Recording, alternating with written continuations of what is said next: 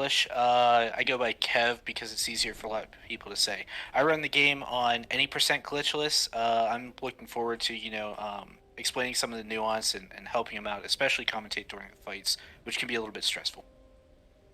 Yeah, so the first thing we're going to notice about this is I'm not going to be starting from new game. I'm going to be starting from continue because I'm playing on PC, and there's a whole bunch of funny stuff that goes on that just lets me start here. So I'm going to, when I click the save file, we're going to start for time. So I'll count that down, and we're going to go for the game at 3, 2, 1, time. So I missed the intro jump. I really wasn't ready for it. I forget that the load in from the beginning is slightly different than reload checkpoint, which you'll see me doing quite a lot here. Mostly because I'm skipping a cutscene that takes longer than it takes for me to physically reset. And usually that saves both real and in-game time, which are two different things. We use in-game time for PC runs, and so reloading checkpoint saves that time, but even in a marathon setting, it's going to save me a little bit of time because it's like a 5 or 6 second cutscene, and the load time is actually less than that. So here, there's going to be a little bit of restricted movement. Lara got hurt before this started. There was a big shipwreck, and now we're just trying to escape this cave. This injury is going to come back to plague us a little bit. So here you can see that I won't be able to move at full speed. And we just had our first quick time event of the game. There's not going to be a whole lot of them, but really early on, there's quite a few of them. They're really weird because if you can see, I have it being caught in the recording. You can see my frames per second down at the bottom. Currently, I'm running at 120, and for almost any glitchless category, that is around the optimal setting. A lot of people choose 120, a lot of people choose 144, 100, so you want that nice little mix. Glitch requires very specific frames per second to pull off a couple of their tricks, but also a couple of the things you have to do in glitchless that you don't have to do in glitch just break at high frame rates. And one of the things that breaks is almost all QuickTime events, because the game kind of has a check system where it asks itself how many frames has passed since the beginning of this, and how many times have you pressed the button. Oh, Pog Quickbox. In a real run, this would be very good, but here I'm going to play it a little safe to make sure I have extra boxes ready, because it's a long reset if that is not done. So, QuickTime events break. It checks how many times you've pressed it after how many frames it's been going. And if you're playing at like 200 frames per second, the game just auto-fails a bunch of them. The window just never even opens. So, we played a slightly lower frame rate to make sure that that doesn't happen anywhere. But we played a high enough frame rate to where a couple of things where we get boosts from, we still get the boost. And specifically, there's one in and around geothermals that happens. So I personally run at 120 because I've yet to have the game break on me at that. I've had it break at 144, but some people swear by 144. And if I'm not mistaken, Kev, you run at 144? Yeah, usually I'm running about 140 actually. Anywhere above 144, so like 150 to 160, is where, especially the wolf cutscene or the wolf quick time, which we'll explain, when we get closer to it, breaks almost 100% of the time. And then he said glitched run specific. They can run uncapped, but generally they're running between 160 and 180 FPS, and they're very particular about what their FPS is because wherever you have it changes like where you aim and where you do certain things, so they get very comfortable at certain points. Yeah, so mostly the FPS difference comes from how comfortable you are to hit tricks. And in glitchless, none of the tricks really are FPS dependent, I don't think. At least specifically not between like 60 and 120. When you get down to the way the game was intended to be played, which is, I'm pretty sure, 23 frames per second. This is a old game. Comparatively, it's meant to be run at like 23 or 26 frames per second. Then some things just don't work, but I'm not entirely sure if that's me being bad at the game because I don't play games at, 20 frames per second anymore. But it is what it is. Frames, not super important for glitchless runs. Very important to have very specific numbers for yourself on glitched runs. And there are some games where glitched and glitchless are, not very different, and usually it's one trick that separates the whole game. And this game is kind of that category. It's one trick that breaks the whole game wide open, but it makes it entirely different. And I'm going to let Kev kind of explain that, because I don't play with glitch very much, and I get some of that wrong. All right, so what he's talking about is there's clipping through walls or doors specifically, which is pretty standard for a lot of games. However, this game also has a glitch called skywalking. You're going to see Genesis do it in the next two games briefly, but it's used very, very extensively in this game in particular. Skywalking is whenever you jump Laura off a ledge, and then as she's about to start the fall animation, you press the back button once or twice, and that will lock her into a falling animation but stay in place. When she's doing that, you're going to then be able to control her as she slides up a wall, and you use this to skip significant portions. I've literally had that happen twice in my life, and it's been in this week, or in the last 2 weeks. I have no idea what causes that. Just sometimes Lara goes to make this jump, and she gets a brief footing on a piece of falling debris, and then just starts falling, and I don't understand it. I've never had it happen until very recently. This game is a perfect game with absolutely no flaws whatsoever. So, fun fact, if you have mouse wheel up bound to two different inputs, in this case E and jump, that can happen much more frequently. So I don't know if EK Sun runs it that way or not, but anytime I'm doing that, I always make sure to use spacebar to prevent her from glitching there. So one of the major things about glitchless in general, but 100% specifically, is movement options in this game. And the very beginning of this game has a bunch of different optimal movement routes. So here, you saw I was doing nothing but jumping. And that's because there was forced slow movement in all animations other than the jumping animation, or if you're specifically trying to scramble it, Lara just acts hurt, actually. So, you can't even scramble.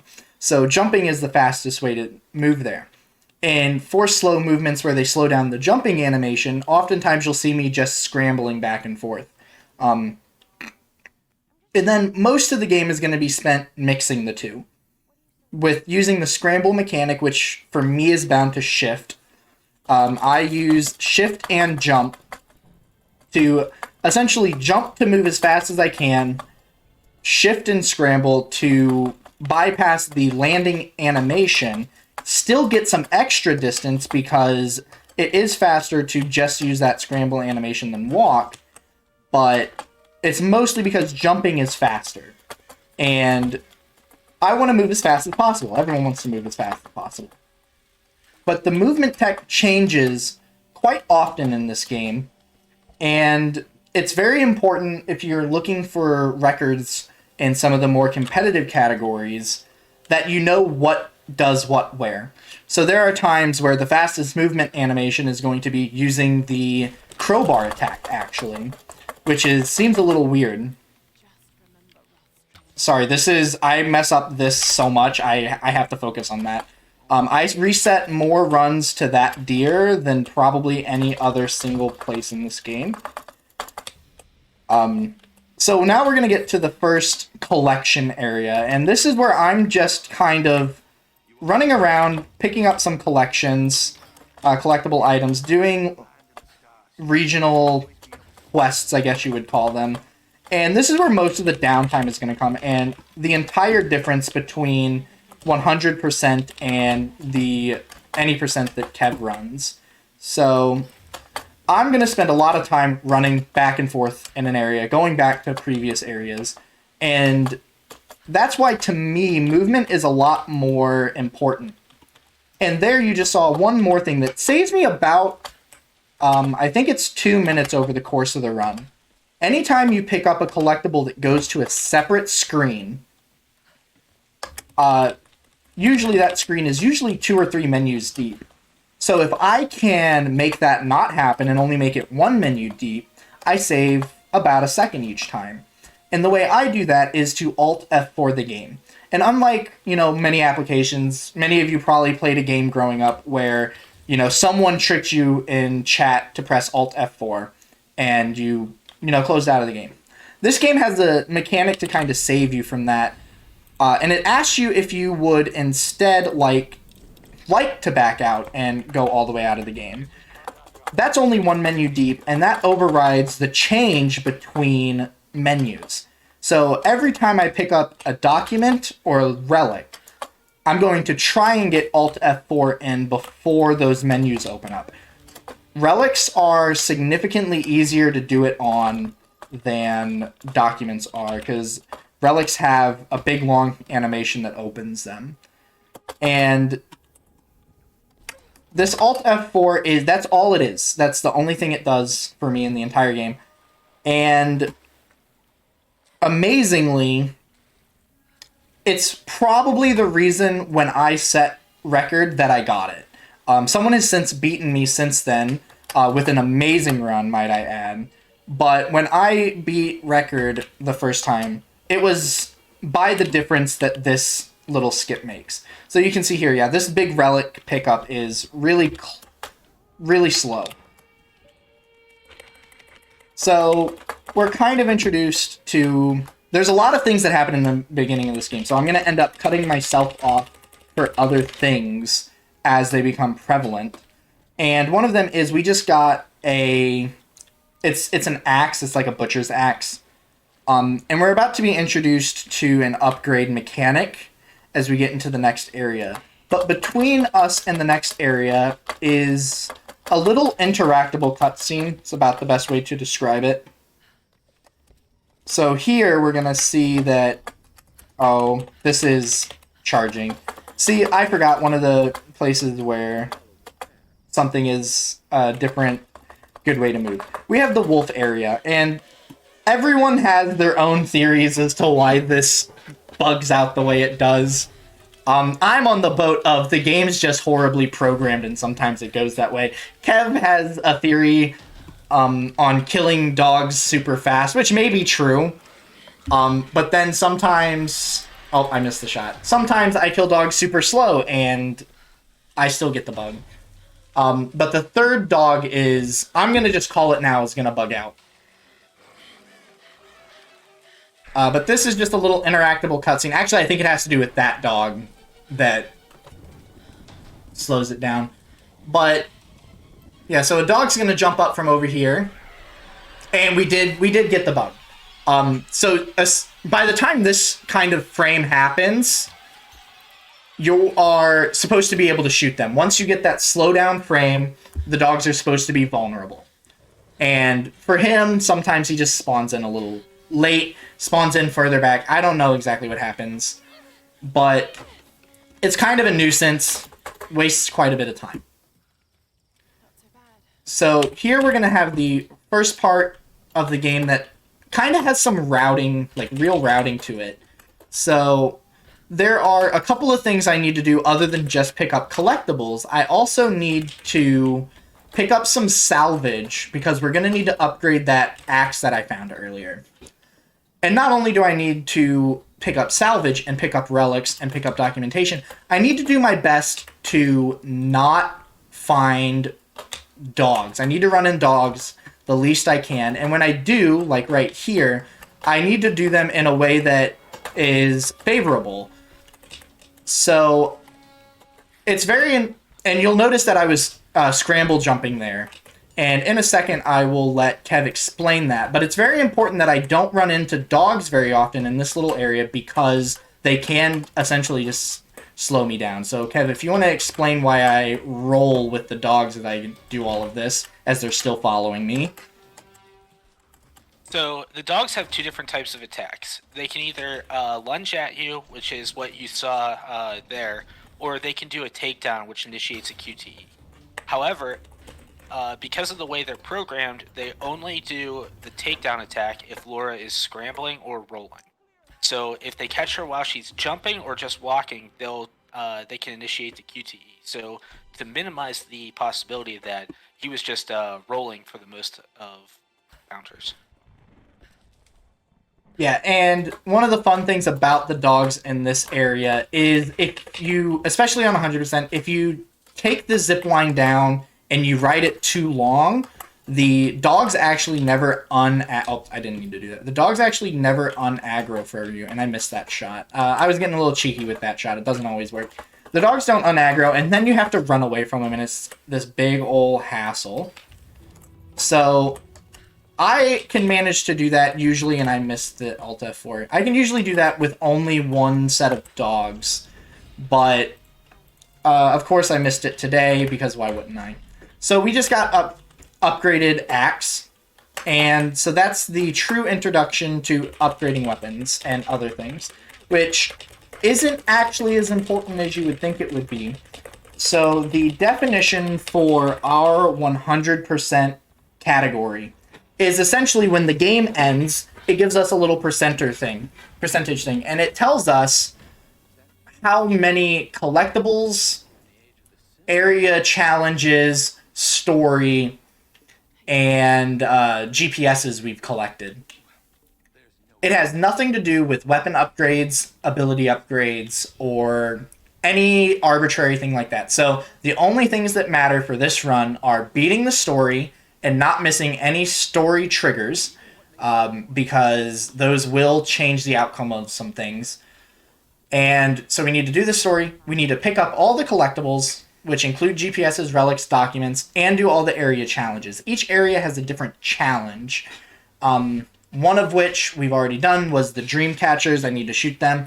The area challenges are mostly different in every major area. There's kind of a repeat at the mountain base where there is a... I need to remember that some cutscenes... When I get talking, I forget sometimes to skip cutscenes. They use a repeat of the dream catchers, and they just put a different texture over the dream catcher. Here is another forced change of movement, and you're going to see that I'm just going to roll the entire time. The rolling is faster here because the roll animation is actually, I believe, the fastest animation in the game. So I spend the whole beginning of the game looking forward to getting this, and we get a roll mechanic not too deep into the run. We actually get it before the second optional tomb called Climber's Agility, and it probably speeds the game up at least 20%, if not more, just because of how much extra distance you carry whenever you're doing the scramble jumps. Now I'm going to give a content warning to anyone here. This is going to show a slight theme of sexual violence and incest. If you speak Russian, if you don't speak Russian, this is going to just look really weird and have like some sexual tension to it. But I like to give that warning, and so you can go ahead and mute, and I'll give you a nice little wave to let you know that will be done if that is something you want to be avoided by.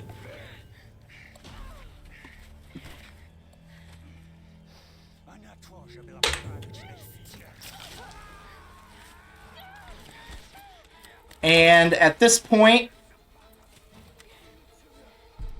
that's going to be done. That shot doesn't matter. Doesn't matter how many times you shoot him or where you shoot him, he will not die. It is a wasted quick time. And here we just got given a gun. I personally use the pistol more than I use any other weapon in this game for fights. The bow is really versatile for picking things up, specifically area challenges. It's really good for area challenges because once you get a little bit into the game, you don't have to waste ammo for a bunch of things. Here, we're going to try and not hit the flashlight. That flashlight that he throws is considered an impermeable wall. So if you shoot the flashlight, even if his head is behind it, it does not kill him. And now we're going to move kind of into a stealth quest of the game. If you play the game as intended, stealth is really helpful. There's only going to be one place where I have any real stealth, and the stealth is going to be simply blowing someone up with a grenade. That's my definition of stealth, and we'll get to that. That's really late into the game, but the game does feel the need to tell you how to do silent kills. There's a couple of places where silence is going to be a virtue, and that leads me into the actual stealth mechanic of the game. The game doesn't care about stealth. As long as you can kill people before they can alert other people, you're stealthy. That's all there is to stealth in this game. If there's 4 people and you kill all 4 of them before they can say, hey, what was that? That's stealth. Even if killing them and not being stealthy would spawn someone in the same room, that spawn is triggered to them recognizing you're there. Just kill them before they're there and you're stealthy. No one can alert the guards if all the guards are dead, is kind of my motto to playing this game.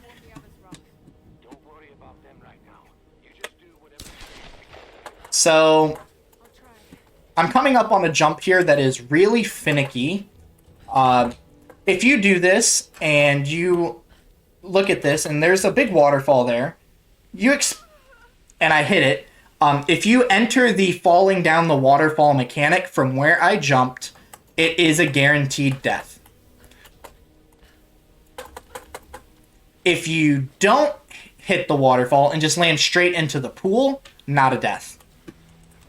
And it's kind of hard to get the distance you need without kind of forcing a minor lock. Because if you land too far forward, the game doesn't let you into that cave, and it's weird. So, again, more about stealth. I'm going to be using this pistol. I should be using the bow because I just have so much ammo for everything. But I'm going to use the pistol here. And this is one of those kill them silently areas. Distract, shoot arrows. And I'm just going to kill both of them before they can alert any guards. It's that simple. And that's going to be my motto for the game. Coming up, I'm going to set this up pretty finessely, so I'm going to let Kev explain this jump. Alright, so what he's going to do is get up onto the ledge, and he's going to press F to shove forward. That'll put him at the almost very edge of the ledge. Then he's going to aim and tap W once or twice to kind of inch himself a little bit closer. Then he's going to scramble jump and just skip this entire portion. Normally there's a bunch of guards that you have to go through and stuff like that. Yeah, the part we skip is the true stealth mechanic of the game. It tells you how to, it's showing you doing stealth kills and whatnot. And anyone who speedruns games knows that stealth is slow. So we found a way to skip it, entirely glitchless, and I mean, it saves about a minute. For me, it's not a super big deal because of how long the run is, but any free time is free time. And you can actually, I think you can try that twice and still be net neutral with the true way to play the game. So, we're coming up on a major crash point of the game. And that is exactly as it sounds. The game often crashes at this part. It doesn't necessarily for me all the time, but I know some people that are like climbing up this rock wall, 80% crash rate or higher. Me, I have a place that recently has been 100% crash consistent, so you'll get to see it. But it's very important to know that this game is poorly made, to say the least. And luckily, our gracious moderators for the speedrun community recognize how poor this game was made. And a crash in the game doesn't necessarily constitute a game over. Because if it did, I don't think you could actually run the game. It would just be so infuriating to try and get a run in.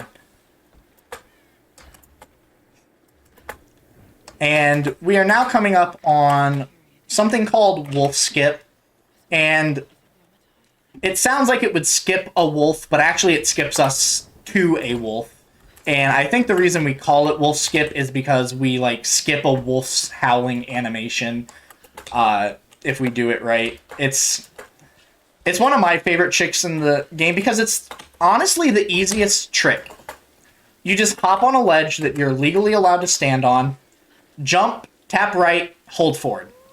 And then you grab a ledge and you can grab this rope and you can skip having to do a whole bunch of platforming to get up here. So earlier you heard Kev talking about skipping a QTE that is an almost guaranteed, if not an actual guaranteed, auto fail every time you do this if your frame rate is too high. I think the bar for that is around 200. It might be lower, but when I played this game, I was confused as to why I was failing this QTE so many times, because I was playing uncapped. I was playing at approximately 325 frames per second whenever I got to this point.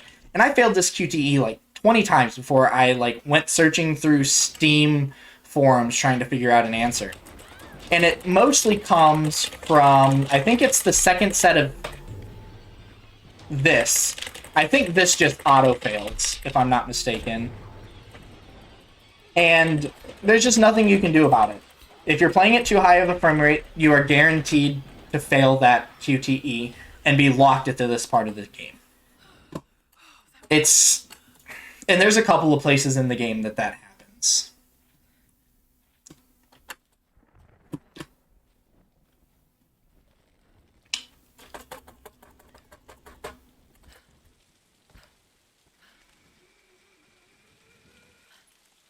So, I guess so if anyone is unfamiliar with, Tomb Raider as a whole, I mean, most people are going to know Tomb Raider. It's a really big franchise.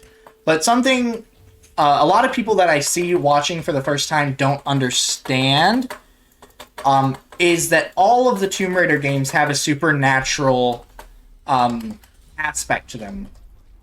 Whether it be, dinosaurs, Midas's hand turning you into a gold statue.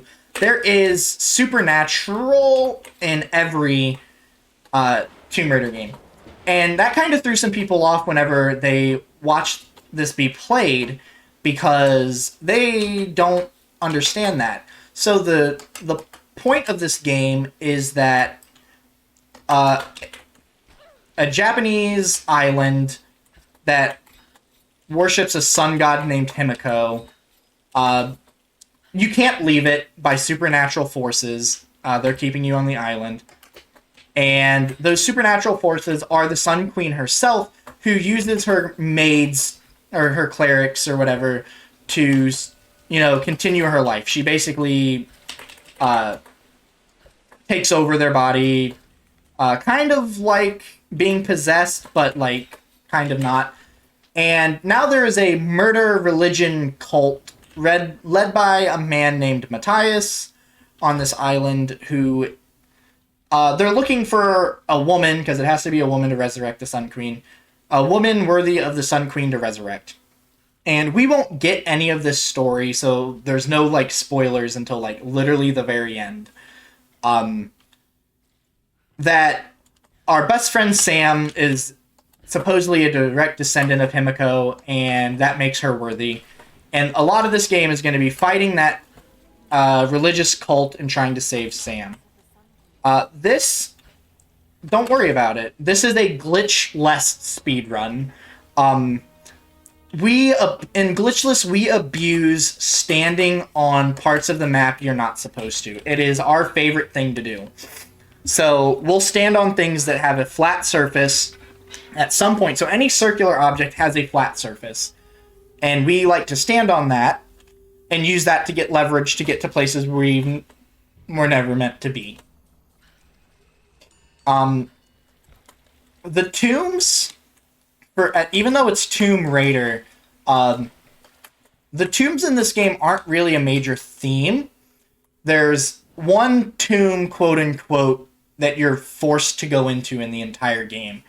And the game doesn't even make a big hurrah about it. This is just Lara going ham on a Japanese island of murder cultists. We just got a new commentator in. You will be seeing them run later with the other two games of this block. And it's going to be Genesis. If Genesis would like to introduce themselves, there's not really much going on, so you have some time to do that.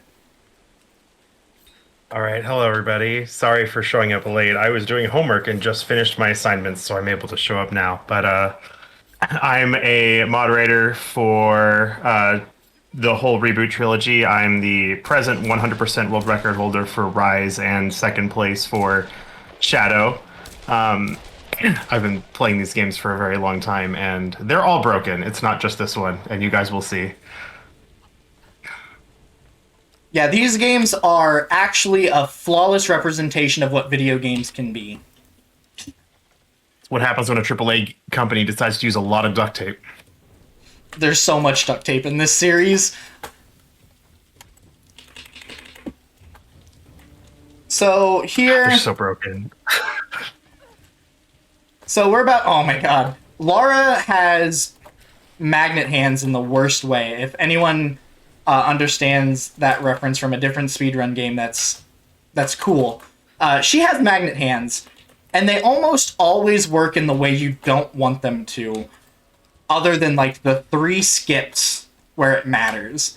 More times than not, I'm going to be looking to jump at something, and Lara is going to be attempting to grab a different ledge, and is going to almost magnet me to them, or snap me to them at the very last second. And another thing, so there's a bunch of ways to get soft locked in this game, and most of the soft locks are like with quotes. One of them is if you try to jump and or scramble onto this bridge, you can essentially trigger that animation without being on the bridge, and then there's just no way to progress. You have to somehow die or reload the checkpoint before you can do this, try again at that bridge. I don't understand where so many things went wrong, but it's poggers. We're coming up on what I like to call, and this is mostly coined by Kev the commentator, the swag outfit switch. Doing it does nothing but lose time, but it's really fun, and I don't like the outfit Lara wears. Yeah, I initially did it because there's a much later point where she gets she'll be covered in something, and if you change to the aviatrix outfit, only her hair changes colors, which is a little weird, but it is what it is. So here we're going to start picking up a couple of skills. The first one we're going to do is pain tolerance, which is essentially health, and that's just for quality of life. I personally pick up ammo because I will be getting into more fights than any percent or any other category will. And there's a couple of places where I will upgrade some weapons that most other categories won't, just because I'm forced to kill a lot of things and shoot a lot of things. So it's beneficial to me to have the best weapons I can. And while we're on upgrading weapons, there are free ways to upgrade your weapon. Each weapon has a couple of categories or levels that it can be, and there are just salvage boxes around the maps that hold parts to upgrade them, and once you find them, you just get the upgrade. And I'm going to abuse that just a little bit. It's going to be really late in the run when it happens, and it probably will go over a lot of people's head even understanding that it happened, because of just how unintuitive the system is. The way it works is if you pick up all the necessary upgrades for a weapon, and then you go to a campfire. You are going to upgrade that weapon to the next level, the next stage. I've never been shot there, but apparently it can happen. And then you just kind of get stuck in the ethereal void.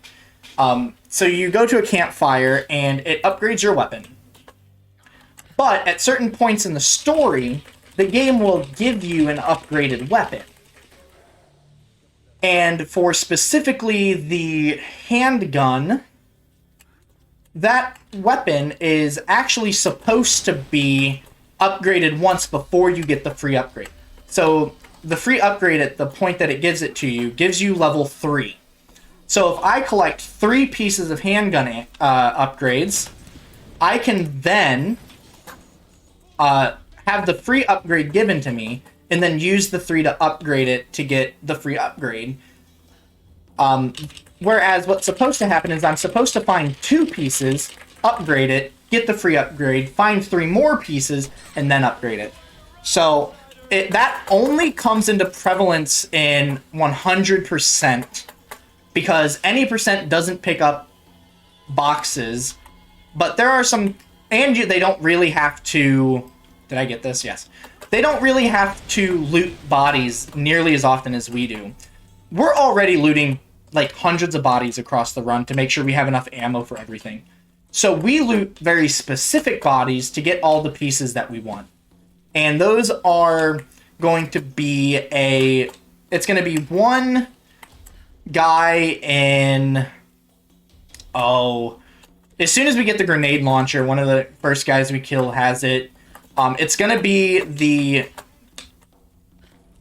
a free piece in a tomb that we raid.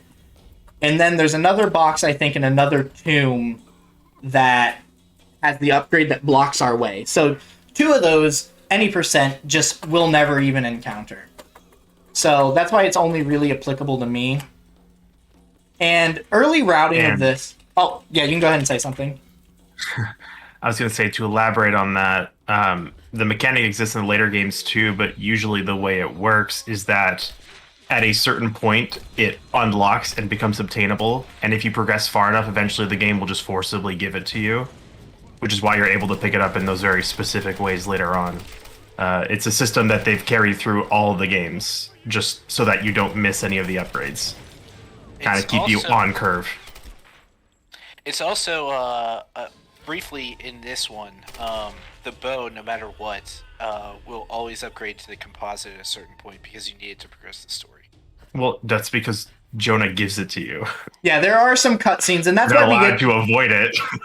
That is why we get the handgun upgrade too. There are just parts of the game where the game is just like, we expect you to need upgrades, and if you're playing the game in a minimalist way for whatever reason, you're probably going to be outpaced. So they just give you some fancy upgrades. The handgun and the bow are the only 2 that I can think of. Yeah, the only machine gun upgrade you get is the grenade launcher, and the shotgun you don't get any upgrades for. They're all optional. Yeah. You gotta wait for it to burn, yeah. The hand axe counts, I guess, because... it's not a weapon upgrade, per se. It you can the kill animation, people with doesn't it. actually change the damage output. But you can kill people with it. So... Oh, for the dodge counter? Yeah.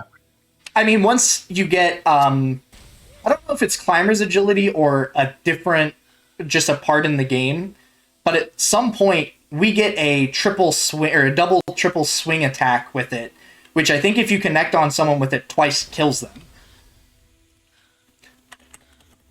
I think it's tied to climber's agility because that's also what keeps me from being able to get friendship skip 100% perfect. Because the only difference between my run and y'all's runs are that I pick up climber's agility, but at that point I have the swing animation instead of the shove animation. I'd have to look at it again and examine it in more detail, but I haven't touched this game in a very long time. So I wouldn't be able to say for certain, because I haven't messed with it too much. Yeah, I don't mess with anything other than 100%, so I don't know... I only know what happens in mine. I don't know why it happens in mine and not in other people's. I don't have that knowledge. Well, Oh, and also these games are so weird. There's some things that are just the stupidest little things that make the biggest impacts, and it's true for all of them. And it's so dumb because there's no reason it should be any different, but it My, just is. my favorite thing is, oh, I canceled that way too early. Um, in this game, 100% requisite is just pick up all of the extra items. If I'm not mistaken, your 100% is like you also have to like upgrade everything and have all unique items No. or something. No, What? so 100% for all of them is world map completion. And the it changes across all three games what you have to get, because like, you know, in this game they don't have anything like the strong boxes like they do in the other two games, but those are mandatory collectibles. You have like the challenges, you got all that stuff. The only like notable difference, especially mechanically, between this game and the later ones is that they just changed how salvage works.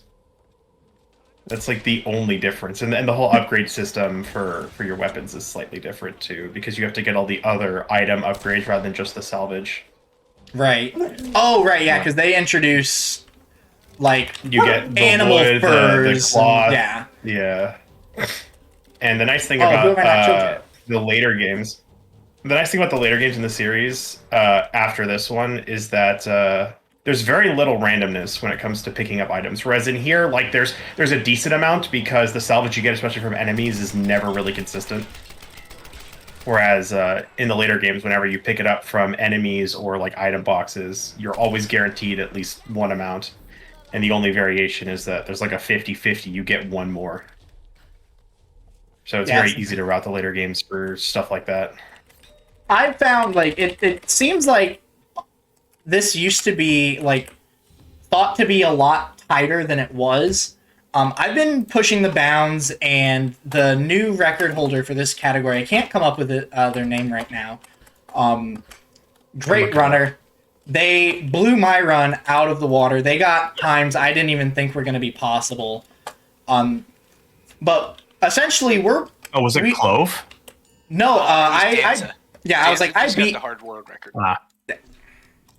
Okay. Yeah, Danza. Yeah, Danza, great runner. Yeah, they They not also only did it on hard. Yeah, they not only blew me out of the water, they did it on hard. Which honestly, the only two differences between hard and this are enemy health, which doesn't matter if you hit headshots, which they did very well. Or stealth kills with the bow. Stealth kills with the bow, Stealth even kills in with this the bow, one shot. stealth kills with the bow in this game, even for medium, which is where I play, or regular, whatever it's called. After a certain point, you have to charge the shot. That point just gets moved backwards for hard. That point where you have to start charging it is really early on in the game, if not the start of the game. But the fact that they did it on hard, but the other major difference is health. Their health after, or how much damage you take, I think is actually what it is.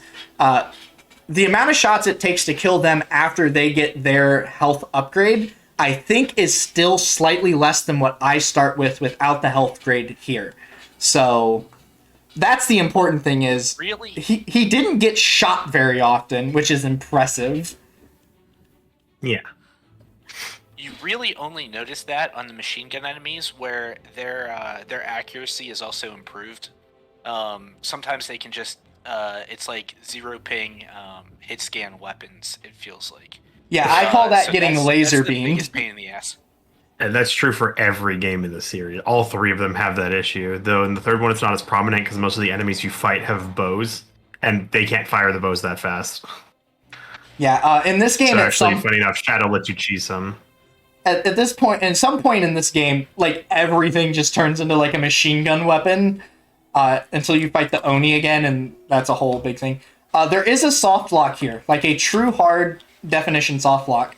If you don't spin that dial all the way to touch the yellow line, the first one, you can click to go to the other one with just a hair between them.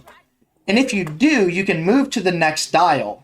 The game recognizes that you were given the option to come to this dial, and so you can't go back to it, but you're not at the right frequency. ask me how I know. I've lost like 2 or 3 runs to it. It's kind of annoying. Because, like, you want to go fast, so you jump the gun slightly on it. These games have the weirdest locks. It's a lack of polish, really. That's just all it is for all 3 of these. Yeah, so a couple of... Yeah, you go ahead. I was just gonna say like a little fun fact. You can go. So a couple of the things that EK-Sun did there that we didn't really talk about. Number one, all of the fights are pretty choreographed. We know where all of the enemies are going to spawn, when they're going to spawn, things like that. Another thing is any enemy that is not on solid ground, that's on a zip line, climbing down, or jumping down, things like that, have effectively very, very reduced hit. So you saw a couple times where he shot enemies as they were climbing over a ledge, and it was a one hit even if you hit them in the foot. So we're going to take advantage of that a few times during the run, where we're going to try to shoot enemies while they're either ziplining or jumping or things like that. Number one, for quick kills. Number two, preserves ammo. Another thing about that that's hilarious is that it's not always the case when they're like jumping over objects or climbing down.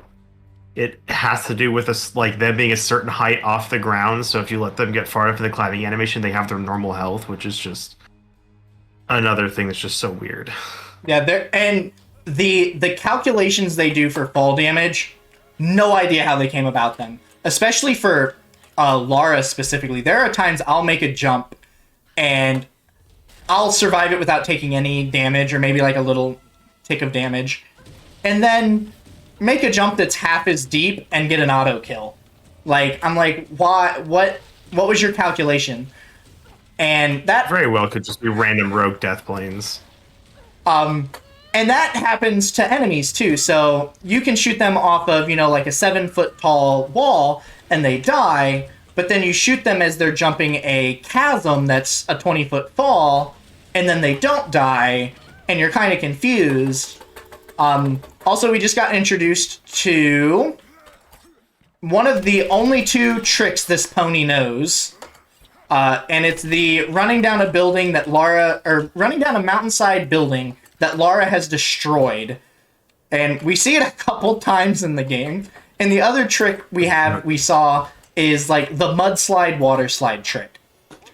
I don't know why this game loves those 2 things so much, but they do. Because they're things that Uncharted did well. They are things that Uncharted did well. And the first time you do both of them, they're kind of cool. The third time you do either of them, not quite as cool. Yeah, and then the 5th time you're just sick of it. Yeah. So we're about it happened way too many times. We are coming up on one of the things that makes 100% kind of possible with rope arrows. And the reason I say this makes things possible, specifically for 100%, is this is free ammo. You can't really do damage with it, but you can do things like pull people off of... Oh, I needed to wait an extra second, but that's fine. You can pull people off of ledges. You can hit interactable objects. You can do a whole bunch of things. And it doesn't require ammo. You don't need ammo to... Sorry, you don't need ammo to be able to do that. Also, my game's gonna crash. Guaranteed. Called it. Happens to me every time. Is it Why? That's such a random spot. Okay, so I used to have... I don't ever get crashes there. So here's the thing. Oh no, please don't make me restart Steam. Oh, I think I know why it crashes there. It's because you leave all the enemies alive. Yeah, they're probably trying to unload them. So I don't know what does it. Well, and it never crashes for me. But Very well could be an unload, but it could also be like them trying to laser you through the terrain, so it keeps firing and firing more until it's supposed to kill you, and then it doesn't. I don't know. My favorite thing is I used to have a really bad problem with crashing. I used to have the game crash like 3, 4, 5 times a run. So I asked the Discord community, is there anything I can really do to work on to make this stop happening? And the consensus was get a better a hard drive or SSD. Or there's this really fun thing you can do by altering some systems in Windows, which I think Kev told me about. I think it was you, but I could be wrong. That allows you to play games a little bit more optimally. And since that day, my game has played more optimally, but has crashed at that spot every time.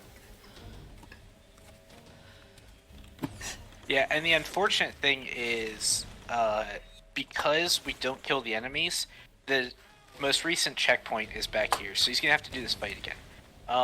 I have my suspicions on what's causing his crash there, but I would have to really dig into whether or not it's true, and I don't know that it's worth the effort, because if I find that it is, I don't know that there's a solution to it either.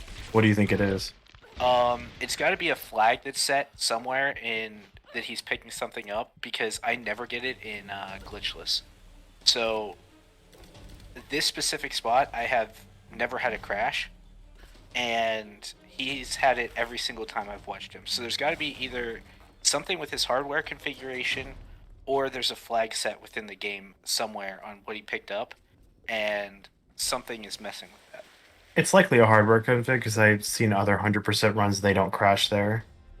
I've watched a relatively new 100% runner crash there as well, though. So Well, I'll have to try it out soon.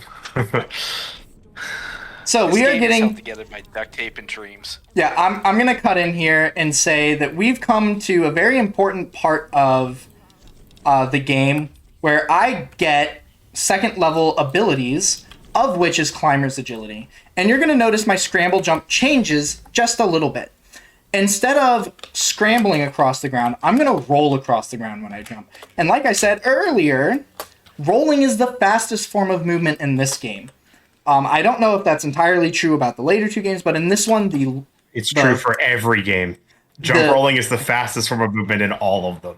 Well, specifically in this game, jump rolling is fastest, but if it were possible to just string together nothing but rolls, which there are a couple points in the game where you can, just rolling is faster than any other form of movement. You go more distance. Yes. It's a guaranteed set of distance that you go, and it's in a set amount of time almost every time. So it makes it the fastest, whereas jumping has some other things that go with it. So I've tied in the second fastest movement, which is jumping, with rolling. So anytime I can be jump rolling, I want to. And there's one very important place you can jump roll, and it's everywhere you have forced slow walk animations. If you have forced slow walk animations, there is a thing you can do where you can just string jump rolls together, and the game never forces you into that slow walk animation. And in slow walk animations, you can't jump. Once you have started them, it's done. So here you're going to see my jump is really slow. Well, I've been forced into the slow walk now because I had to make a crouch here. But you'll see that my jump, once I get through here, so this is the slow walk. I get a little bit freer movement here. But my jump is really slow when I have slow walk animation. My roll is really not. It makes a huge difference, and you'll get to see it better coming out because that crawl doesn't happen until the very end of that. Also, hitbox collision is amazing in this game. The roll is unaffected by the slowdown, which is true for all the games. You can use scrambling and rolling, especially the later ones, to forego parts where Lara's like on the radio, which is for slow walk. Like, as long as she's not holding the radio, you can do that to do this effectively the same thing. Yeah, you can do that in this. And so, so you can roll through the radio, which is the most for any percent. That's where you guys use it the most. For 100%, it's every tomb. I fucked that up. I'm sorry. We're gonna have to try this again. But you could every have made tomb, it, actually. No, you can't do it if you do this because it drops and then gets blown up. You have to wait until the bottom one of these opens before I can... Yeah. Yeah, this is weird that these aren't synced, so if you do it as fast as possible, you get it. Like, that's just weird. Although, this is such an easy puzzle. Like, realistic. It is like you fail it once, and then you're like, oh, I just need to wait a minute, and then it's easy. But yeah, so Yeah, I don't know why they thought these were good puzzles. Like even in all of the games, they just have like they have a couple that are like really good, and the rest all suck for just no puzzles, reason. puzzles. 2013 doesn't have any puzzles. None of them are puzzles. Can't you do a jump off of the flat section? It's faster than just crawling along. You should be able to do a side jump on that section, and it should go faster. You can. However, if you Does she just not grab onto the wall? so the No, first you so can hit an invisible little. yeah, you can hit an invisible wall and you just fall and you have to do the whole thing again. So I don't remember that. For a Okay. marathon, I'm not doing it. Yes, it saved about 2 seconds to do it that way. You are The not wall climb mistaken. is so slow. I'm sure there's probably a way to do it that's consistent. I just have to mess with it a little bit. It's probably like buffer the Which- first input, like let Lara make an animation, then do the jump animation. That's probably Yeah, let what her it do is. one shimmy. Let her do one shimmy and then jump over. Yeah. Probably. But see, you can It's probably stuff like that. But here you can see that my walking or my jumping was slower than my roll. And every single tomb has one of those. Granted, the very first tomb, I can't do anything about it because I don't have climber's agility. But all of them will have a part where I have to do this slow walk. And it's kind of annoying, honestly. One of the things I find hilarious is that this is the only game where you don't have climber's agility style of ability unlocked from the start. In both Shadow and Rise, you can get the same type of ability. They're actually called different things in both of them. It's Lightfoot and Raposa's Drop, respectively. But you can get them from the start when you get 1 point, one skill point. It's super easy. And then compare that to glitchless in this game, where it's about the hour and 10-minute mark where I unlock climbers. Into an hour and 40-minute Yeah, I run. think Very important. It's in an hour both and of 10 them, we minutes. get them at like for both Rise and Shadow, which are 4 and 5 hour real time runs respectively. You get them at probably 20 minutes. And you get them for the entire game. It's great. In fact, there's a lot of tricks that you can't do without having jump roll, which is very important. So the fact that we unlock it so early is actually really nice. And one of the things I'm dreading when I decide to play this game. One of the things I've been playing around with routing is I think if you did everything right, you could get jump roll significantly early enough to where you would end up saving time if you picked up specific collectibles in a specific order. Also, I'm going to hold off on this conversation for 1 second while I tell you a fun fact about this little animation here. When this bridge does its little half fall thing, if you hold up and right instead of just up, Lara moves faster. The fun fact is you have this little fall animation where if you aren't also holding W or forward and right, you will miss the wall always. If you stop holding right or you stop holding forward, you will just miss the wall. Because it does something with like reading your previous inputs to change your momentum or something stupid. And I laughed hysterically the first couple of times I missed it. But I'm pretty sure you can get it if you hold no direction and just press the grab button. I think if you hold W and D, it changes something fundamentally where it doesn't work that way anymore. This game is so... Oh, these games are terrible, dude. No, these games are I can't get perfect over it. form. This game is perfect form with absolutely no flaws.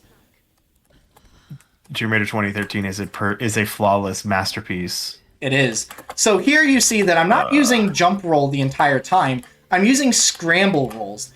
And that's because every time Lara talks in that little walkway, it makes the force slow walk animation. So in that one specifically, scramble rolling is faster than roll jumping. I hate how much different movement tech there is to this game. Sorry to cut you off, but I hate this game. You're fine. Go for it. I was done talking, just saying that these games suck. And yet we run, though. I feel like every runner innately hates their game. Like, with a passion. Oh no, I run several games, and this is the only one I hate. Like, I don't hate Really? Resident Evil 2. I love that game. The Mortuary Assistant, a flawless, that's a lie, an amazing game that I find no real problem with at all. I can play it for hours and hours and hours on end. Even though the runs are only like 15 minutes long, I can play that for 8, 9, 10 hours and still enjoy myself. This, I am swearing at myself by the end of any given run. I gotta agree with Genesis. I run the cat game Stray as well, and boy do I hate that cat by the end of it. And I guess I run Journey glitchless, and I love Journey, but that's just because like even after or before runs, I'll just casually play it for a while because it's a much more broken game than something like this, but it's much more pleasant and calming. Yeah, so I think it has more to do with how much you hate yourself for playing a game rather than hating a game. Because I know this game is fired. I mean, Damn, them's fighting words. I will tell you right now, I have never walked away from a session of Tomb Raider 2013 and went, I'm completely satisfied with the 4 to 5 hours I spent playing this game. Even when I got my record, I was like, I still wish I had done other things with 4 hours of my life. Yeah, that's the problem, right? In fact, it's gotten just to such a degree, especially for me. I burned myself out on it, on Rise specifically. But it's like the only times I do runs now are when I'm doing marathon prep or actually doing marathon runs. Like, I don't run these games anymore just on my own because I can't stand it. So you may have noticed it's like there's so many things I would rather do. You may have noticed I buffered a little bit. Going into that hallway, even though I had access to it, I stopped and I looted a few things. And that's because if you go too early, there's an invisible enemy, because the game recognizes that there are still alive enemies, and that alive enemy is actually up on a terrace that an Oni later kicks down and kills. So until the animation starts for him to die, he's considered a live enemy. And if there is a live enemy and you try to use something to get out of the area, the game just kills you. They throw a Molotov, they throw a dynamite or something that does max damage always and kills you. I will circumvent that. That's true for every game. There's actually a point I will circumvent that. They will throw a dynamite at me, or maybe it's a Molotov, and I don't die. Don't know why. The AI just always misses that throw. That AI.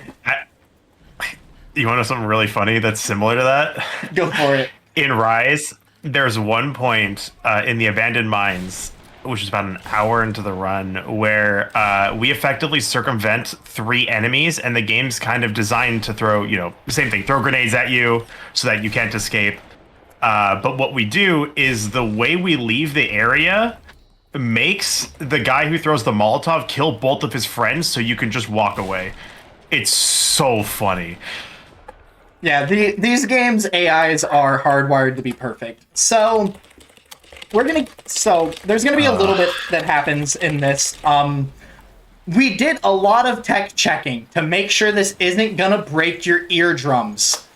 If you are listening through headphones, oh my god, be wary. I'm not entirely sure it's gonna work. When I finish you want to this explain puzzle, what's about to happen? When I finish this puzzle and the bell falls, if you're wearing headphones or earbuds, maybe be ready to take them out or like hold them over your ear. Or turn gets the loud. game's For me, audio down. I'm gonna take my headphones off. That's just what I'm gonna do. I found that's just the easiest thing for me to do to not hate my life.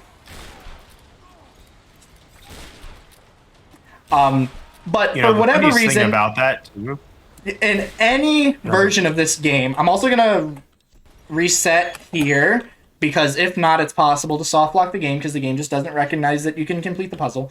But I'm gonna take the headphones. They just balanced the game wrong. They balanced the audio incorrectly, and it's like that for all iterations of the game. They later came out with a definitive edition of the game, which fixed the bug. it's still a problem. And they didn't fix this. I don't understand. So Oh, to explain what's going to happen I messed exactly. this up again, didn't I? Yes, you did. No, I didn't. I messed up the You skip, didn't but break the left. yeah, I did. That rolls Oh, over. okay. But you can skip having to do the extra pull. And I don't understand how it works, but you can. So this is the part where the headphones often get hurt after this. For me, yeah, that hurts. So I am currently unable to hear anything Genesis or Kev would say. But yeah, it's just an audio bug. No idea why they did it this way. And it's going to end really shortly. It's only a Lara's very audio. Small segment of the game. And I can see that I just talked over Genesis. That's because I cannot hear him. My headphones are out. And audio's back to normal. So yeah, for some reason for that part, it's only her audio. It's nothing else, and we don't know why. Everything else in there is the normal volume, but just Lara's grunts and screams throughout that are just extra loud, and it happens, I think, one more time. Not in this. I don't think it does. If it does, it is in. No, if it is, it's something that we've routed out of the game at some point. I'm pretty sure it's supposed to happen one more point at. Oh, I know what you're talking about. I almost forget. No, it's at on the Chasm Monastery. It's at the very top of the monastery during one of the fights. Yeah. But we can skip that. So Yeah, we can okay. skip the I didn't whole remember if top that was of the still in the route monastery. or not. Yeah, we skip the. I do know what you're talking about. But we do get to skip that these days. Okay. Yeah, because you used to have to do that part, and it was the second time, and it was just like, man, who likes ear blasting once? Got to do it a second time. If I'm not mistaken, Definitive Edition has to do it twice because they can't make. I mean, they can make the jump, but they've wired the game to where there's an extra flag you have to get before it lets you do it. So we're gonna have. I believe so, but it's been so long. So here, my reset serves two purposes. One, it's actually going to teleport me a little bit. Two, that door right there, if you had a keen eye, used to have a shotgun door on it. If you reset there, it resets the shotgun door and just despawns it. No idea why. It's just free time. It saves you a shot. And for 100%, it's very important to save specifically shotgun shots because there comes a point in the run where you have to use a lot of them consecutively. We're talking... Right at the end. It's right at the end, too. And the place where you use a lot of them immediately follows with 2 back-to-back shotgun doors to get a GPS to get 100% for the area. It's really annoying, and I've lost several runs to not having the second shotgun. Shantytown, do you? No, oh, this guy didn't die. Yeah, I was going to say, I was pretty sure you weren't talking about Shantytown, but when you said 2 consecutively, I'm like, the only thing I can think of is Shantytown. So, for that. The part that I'm talking about, I'm going to die here, and it's fine.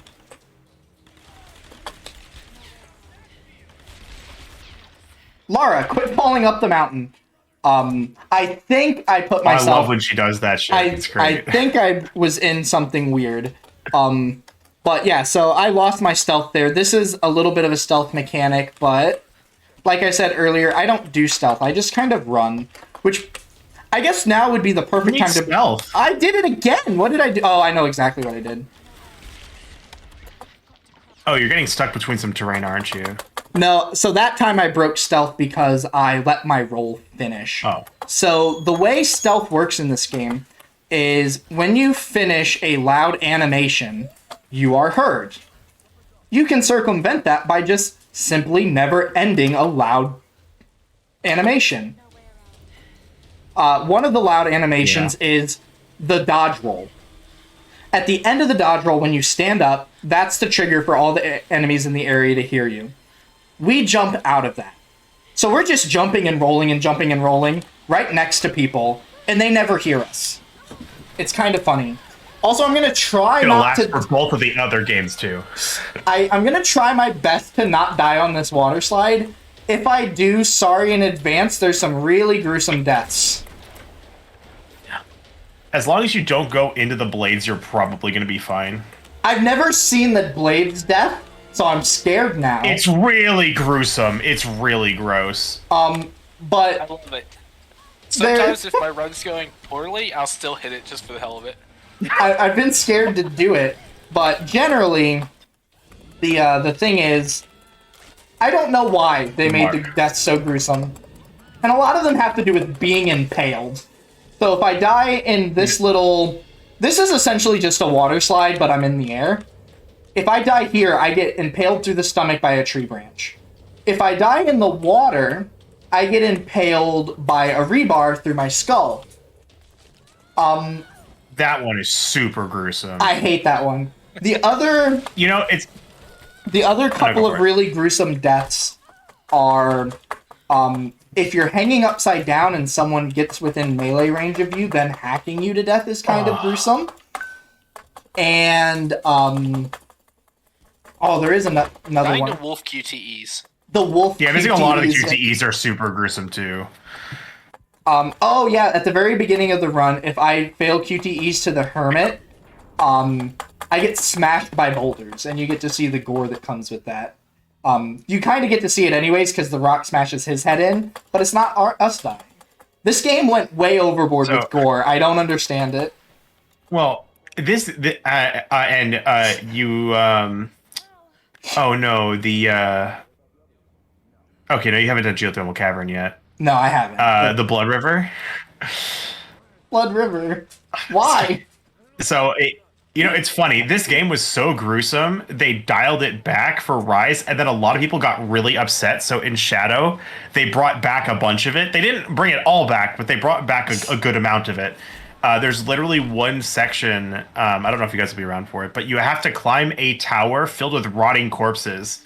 And there's a point where Lara has to climb over a corpse that's missing its lower jaw, and it falls on top of you, and you have to watch that. And it's like, they brought it back a little bit, but like a lot of the deaths are similar to Rise, where the deaths aren't gruesome, just everything around the game is gruesome.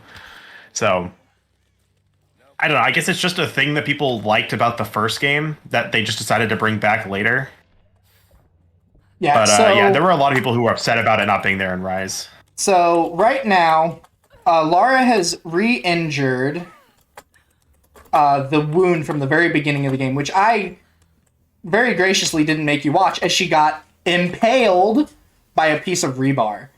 Right through her side. Right through her side, and that's what she's holding right now, but I put on a different outfit, so it's not as... I got laser beamed. Holy crap. Yeah, so one thing about this too is that him jumping is actually dealing damage. It's not just a visual thing. He's actually taking damage from each jump here. But it's the fastest form of movement, so it's like, as long as you don't get hit too much, this damage doesn't mean anything. Yeah, there like is the a laser cap beam to there, I it. think you died in 2 shots. There is a cap to it. Yeah, you can't actually kill yourself doing this. It can just take you down to like 50 or 25% health. It's probably 10% because you died in 2 shots. It's only 5 to you kill get you. really, really low. It's only 5 to kill you in this game. Hey. Wait, really? I Yeah, thought it was 7. No, if you get hit with a full machine gun volley, you die. Hi, bud. Wow, that's crazy. Okay, well then that's my bad. You drop pretty low because like it's got to be under 20% because you're at the point where it's the full array of just everything is moving. It's like the quote unquote hallucination thing that's going on. Where you have the full distorted image. You got to be like almost at 0. You got to be really close. Like if I were doing this, I'd set our HP to 1 if you kept doing it.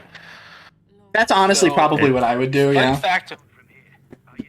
Fun fact about this cutscene: you pick up a lighter, the game will automatically check to see if you have a lighter after you need it the first time.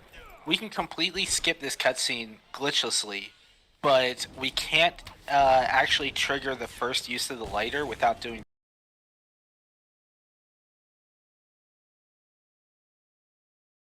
exactly how we can do that.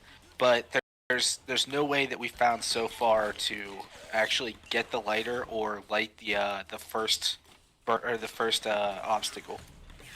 Oh Yeah, boy, and is that just that is us? going to be the next major find for glitchless. Is if we can find a way to skip the gate, that's going to save Hold on. a lot of time. Your stream's dying. It probably is dying. Shantytown's a rough mess. No, a lot it's of like things. it's completely frozen. Yeah, my CPU is being eaten alive. So give it a pause and wait for it to catch up. I really can't. Okay, I can pause here.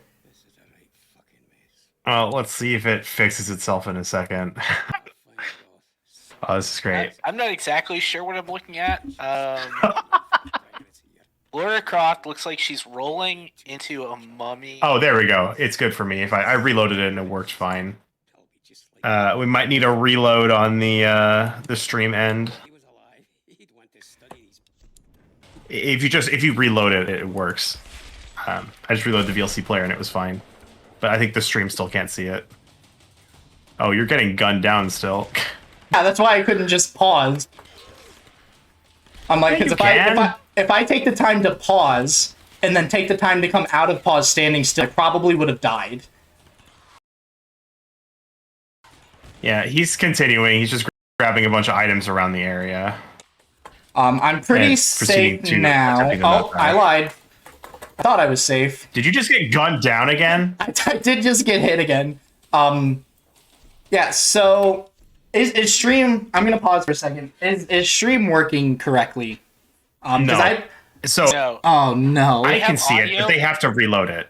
They have to reload it on there. Audio, but they don't have video, so it's gonna have to be reloaded on the OBS side, I think. Yeah.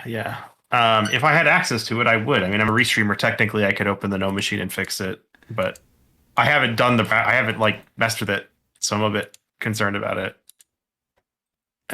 Zell's here. He's fixing it. Thank you, Zell. Zell, you're a hero. You're a hero. Just need to reload it, and we're fine. It's working if it just gets reloaded.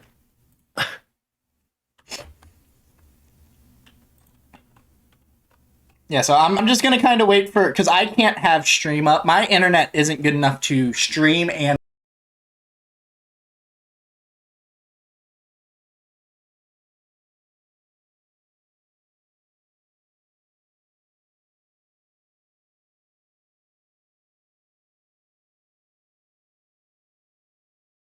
the stream up. That's so why I can't. we're your eyes. Yes, you are my eyes. You tell me when things stop working, and then tell me when they start working again. All right, we're good. You're good to proceed. I'm good to proceed. Awesome. It looks like, unless your camera's frozen still. We'll see. It looks like your camera's still frozen. Fine. Oh, nope, there we go. It's good. We're good. Okay, We're good. okay. All right, stream is continuing. Love to see it. There's no tech problems with bossing, say.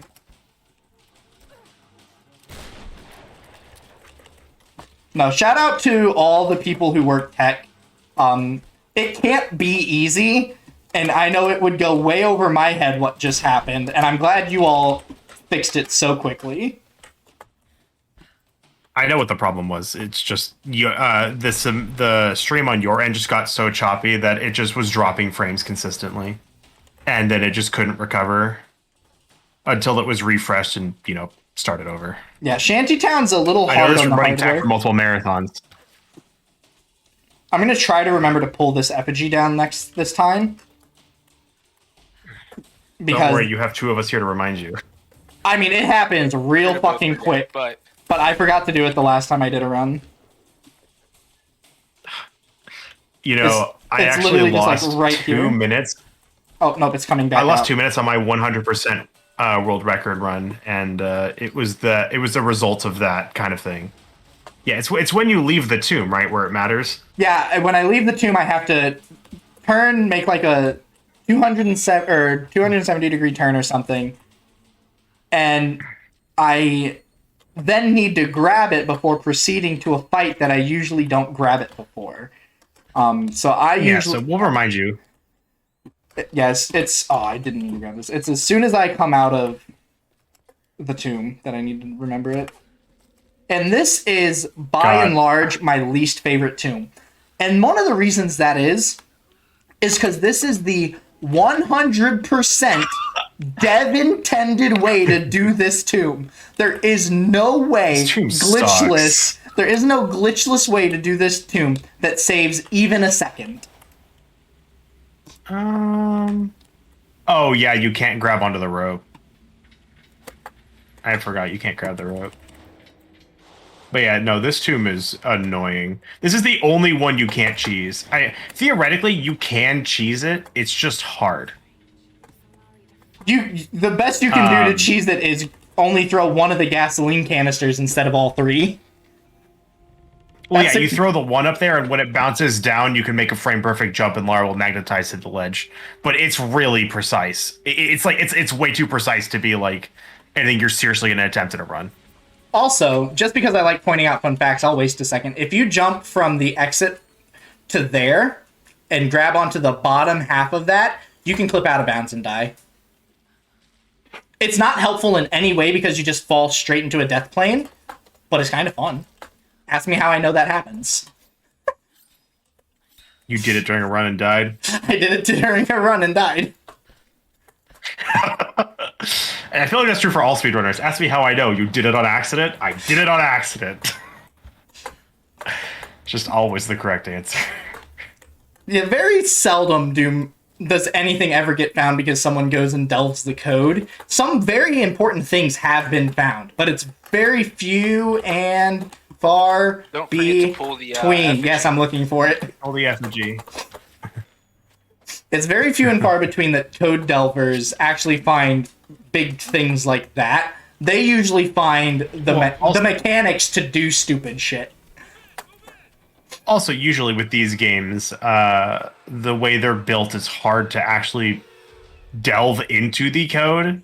The best we can do is use Cheat Engine to look at the variables and as they change, which is how we have like the loader mover.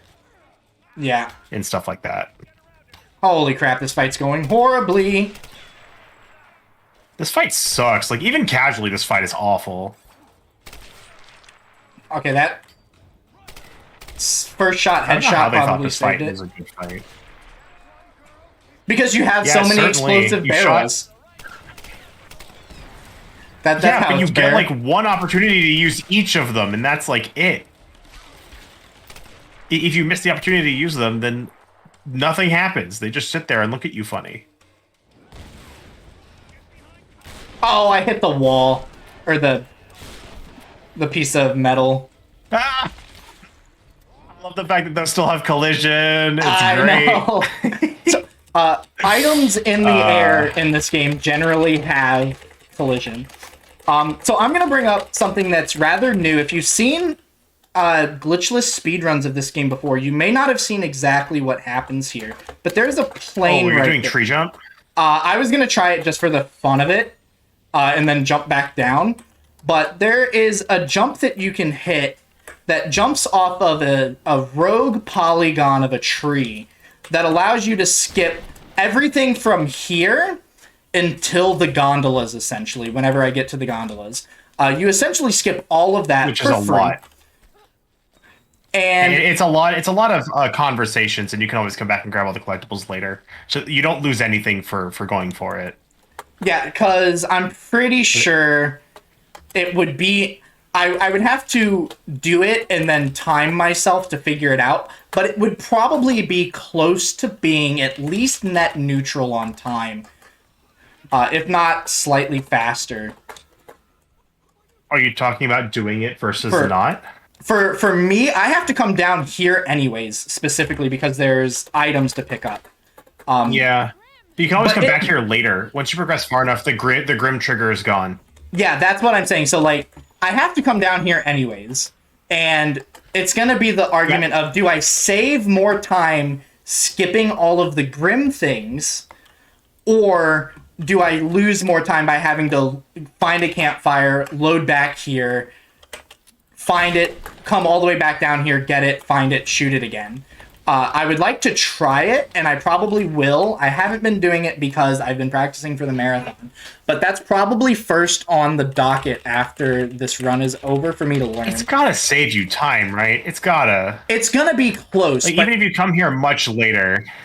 yeah, I would just pick this up at the same time I have to go back. There's a place I have to go back. I don't need that one anymore. I'm so upset. Yeah, so the effigy I got earlier is to route that one out, because you have to shoot it, go back and pick up that collectible, go back all the way around the corner and shoot it. So it wastes like 10 seconds of time. Whereas the other one's entirely free. So, but I need to remember that I skipped that one. You almost jumped off. Yeah, You almost jumped off. So gave me a heart attack. The runners, and specifically of this game, I don't know if your two games are as bad, but Lara has a mind of her own. And we tend to like to use that. That's not game specific. We tend to like to use that example a lot, or that argument a lot. Be like, oh, Lara did stupid thing because Lara has mind of her own. That one entirely would have been me. But there are going to be some places where... where it's all her. Where it's all her. It is simply the mechanics of how Lara works that is either make or... I just died. That make or break something. Like... Oh, no. Okay. The good thing is, though... Why did he lock onto you there? There was no reason for him to sniper you there. I don't get it. The game's AI is a finicky mistress. I've been trying to... There's a way to get down that without having to take the fall animation. Also, fun fact, these alarms, there is 4 of them, and only 4 of them, and the game requires you to get 4 of them to do the area-specific quest. This game also has a really cool mechanic. If you can learn to abuse it, the game has a really cool mechanic where if you take enough damage while picking up or doing a collectible thing, it knocks you out of the animation of getting the collectible. That one is the only collectible in the game where the game doesn't recognize you having the collectible until the animation is over. So if you get knocked out of that animation, the thing breaks, and you don't have another one to collect. And no amount of reset, because the game will quick save as soon as you start doing it. Or as soon as it breaks. But the animation isn't considered over until Lara gets out of her animation for it. So you can break it, get shot out, quick save the game saying that it doesn't exist without having the flag for having it picked up. And there's just, at that point, no way to get 100% at all. There's nothing you can do with your save file to get 100%. Again, ask me how I know. I've lost like 5 runs to it at this point. Like, it's happened a lot, and it makes me mad. That's one of the nice things, is that later in the other games, they only do the check after it's completed, and they even wait after you complete it before you get credit for it, just to make sure it happened. Yeah, so this game... But yeah, this is also one of the only items. The silencers is one of the only ones in the game. There's like, I think 3 of them where they don't give you extra. Yeah. Most of them have have 1 or 2 extra just laying around, but that's like one of the only ones that's you don't get extras. Ah, so close. Oh, are you gonna cheese this? Yeah, it's actually super easy to cheese, and I can do anyone having a walkthrough right here. So you stand here, and you stand essentially anywhere close to this little bar here at the bottom. You just aim at the wall, scramble, jump. Oh, fuck me. I'm trying to do it too slow. You scramble, jump, roll out of it, and then jump again. Guaranteed. Yeah. It's super easy. You need to be careful about it, because it is very easy, but it's also easy to screw up if you're not practiced in it. But see, the thing is, it's entirely safe. You don't. Yeah, but you just don't have a lot of time between being able to start the second jump and falling off the edge. Yeah, you even click if you're the roll. mashing it, you're likely to still get it. Yeah, at that point it is just mash the button. So when I do dodge, or when I do roll jumping, I do it rhythmically. When you do that one, you do the scramble, you do the jump, and then as soon as you start the roll, just start mashing, because you just need that little bit extra to get you through it. And this is another one of the slow walk forced tombs, but we can actually cheese this one because I guess they were like, no, we don't want you to have any chance to jump here, but you can jump on the beams. So you can jump off of the beam and grab your rollback. It's only because the beams, they probably didn't want to have this, or the way they coded it, you probably can't do a slow-mo walk on a beam. They coded the beams because they're different movement types. They coded the beams to be able to jump because immediately following it, you have to jump off a beam to clear a gap. Well, yeah, but that's also just a nature probably of the beam movement is what I'm talking about. I missed an effigy. I should have picked up that extra one. Get the one. You can get the one down by Grim, right? Just on the way back, you can pick that one up. There is not an effigy I can pick up at this point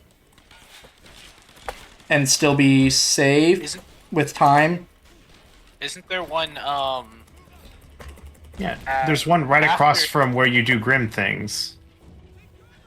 Like, when you come back on the gondola, there should be another one that you can pick up. Unless I'm insane, but I swear there's one over there. Oh, I missed. I have to come back anyways. I missed a GPS also. There it is. There's one. Oh, lovely. Like, right behind you, did you not? Yeah, you missed the one down by the campsite, didn't you? The one in that cave? No, I got that by the one. Yo, where is my box? Where? Well, why are there? Wait, did it delete a box? What the? Oh my god! And then I'm gonna die anyway. All right, we're not gonna come back. We're gonna get it now. What on earth was that? Fuck, where could I even? So I got the one I'm talking about is. I'm gonna have to. I know where to get them. The most easy one to go. I'm just gonna go back through this fight, and I'm gonna grab the one I skipped on purpose because I didn't need it anymore. Yeah, it's the. I think the fastest one for me to get is this one back here. Yeah, this is the one I'm talking about. It's the one that's at the top of the Grim section on the second half. Forgot it's attached to the tower. I forgot to pull that one down, but this is going to be faster to get. Yeah, right, because so I that's shot what I thought it. Was the one by Grim that you missed. Yeah, I shot it to burn it up, climbed the ladder, and then forgot to turn around and get it. I also need to see what GPS I missed. It's not the one that's by the buckets? By the campfire? Crap. Oh, I know which one I missed. I literally took the route to get it. Did I not pick it up? Oh, yeah. I don't think you picked it up. Man, when I get talking, I don't play the game correctly. Which is weird because that happens with me with Rise. But this isn't my first marathon, so it's not like jitters. It's like just something I didn't do correctly. So, yeah, I came all this way. Okay, so this is the one I was talking about. It's the one by the buckets. I was right. Yeah, I just went way over the top of it. Yep. I came all the way over here and then didn't pick it up. It's so funny that I remembered this, given I haven't touched this game in years. Also, I don't know if it saves any time, but I have found out there is a skip you can do to skip the little cutscene I'm gonna get. So I'm gonna get a little cutscene here. Oh, of the one with Grim? Yeah, it's possible to skip it and just take the gondola straight down there. By letting the gondola take you.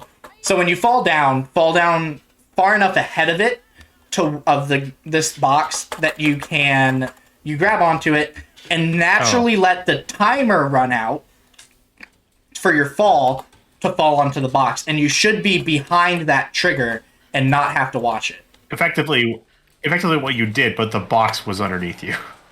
Yes, but if you try to expedite the process by letting go, you'll hit the trigger like midair or something.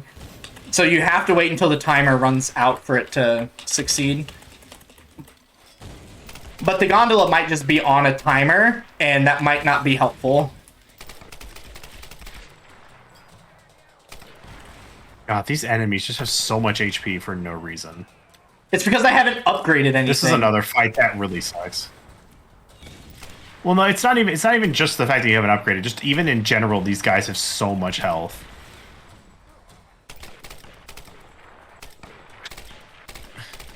Tiny little head poking out.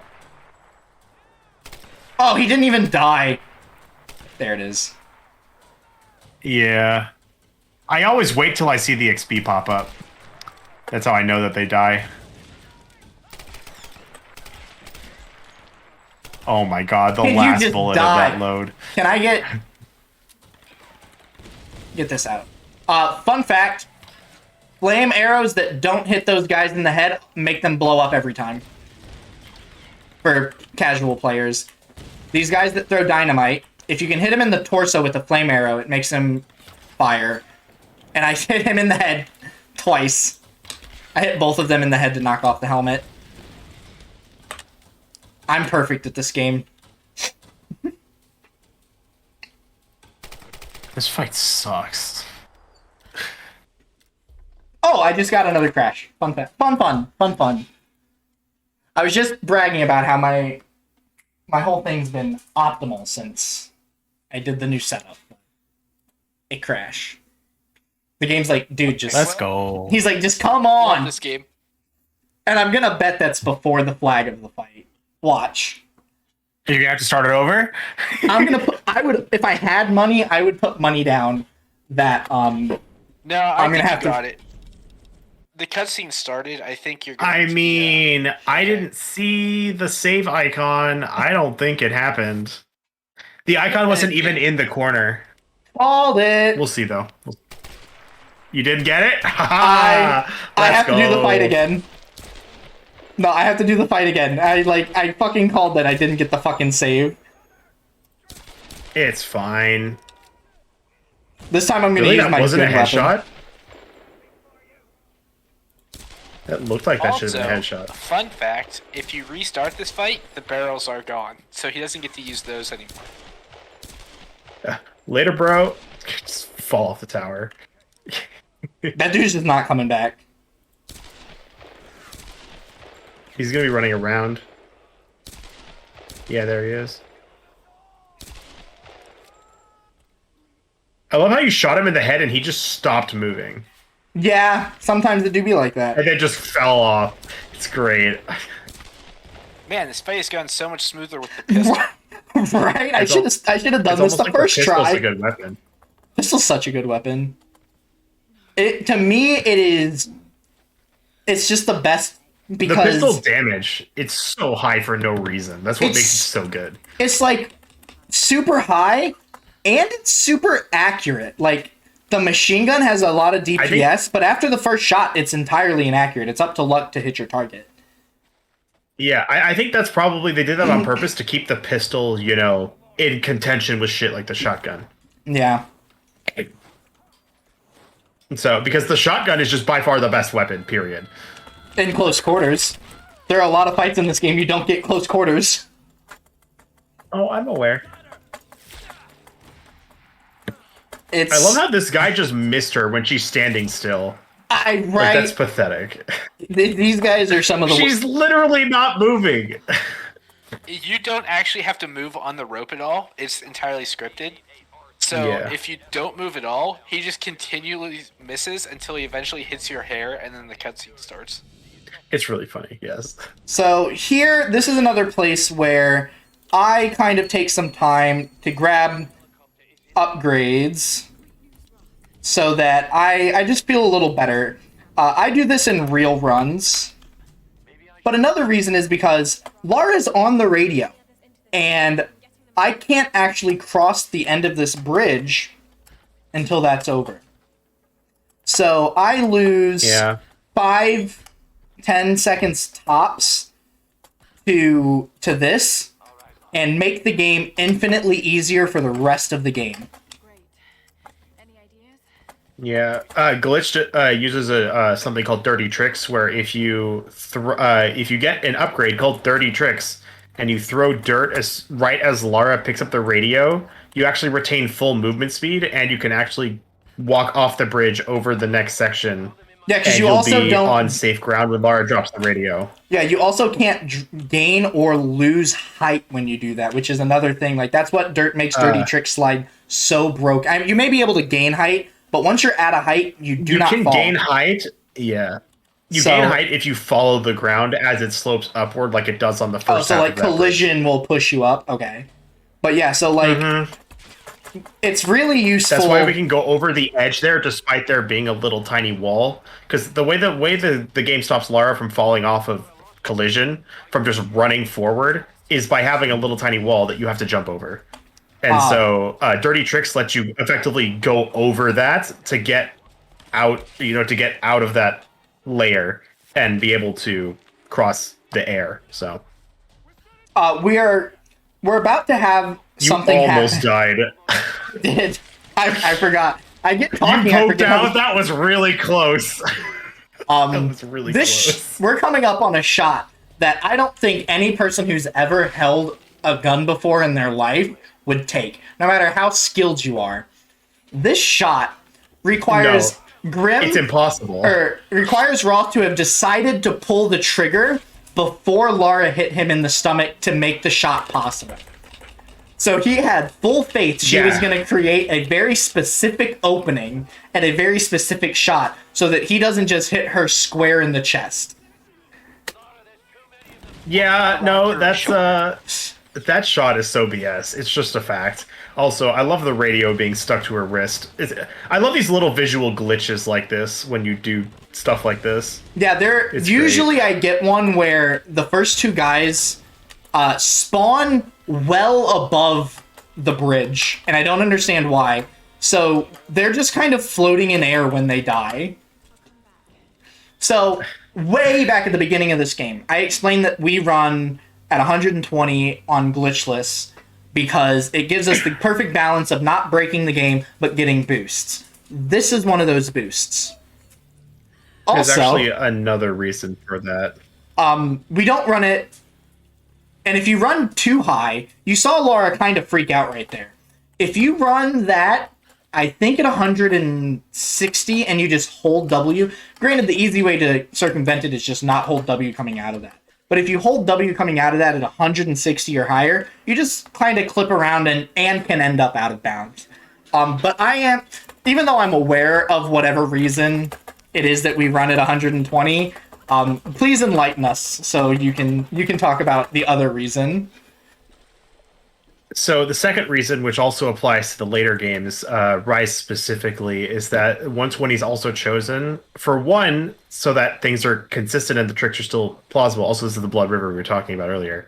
But the second reason is also that people with good gear don't get an advantage.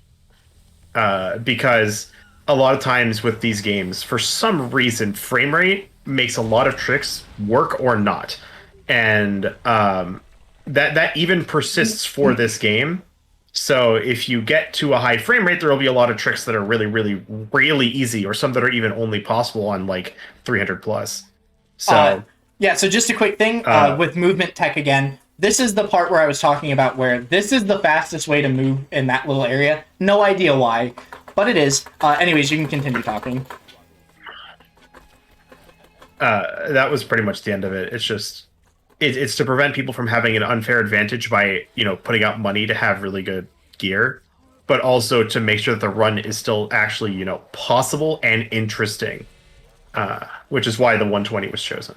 Same thing for Rise. It's locked at 100 for that exact reason, for any glitched run. Yeah, so this game isn't there isn't a hard and fast rule written that says you have to do it a certain frame rate, and it's because there's no need to have it. Any advantage you get from running the game at like 300% is immediately given up to the fact that you fail every QTE the game throws at you. So while this game specifically doesn't have a hard cap... Where's my GPS at? This game doesn't have a hard cap. It's not because it's not that it needs it and that we don't care about people who have good gear. It's that running at 300 frames per second is actually suboptimal because you can't finish a run. And it's there's a huge trade-off for it. It's nearly impossible, actually, to switch frame rates mid-run. Unless you're using, like, a frame-limiting software. Yeah, I didn't have enough arrows. This is fine.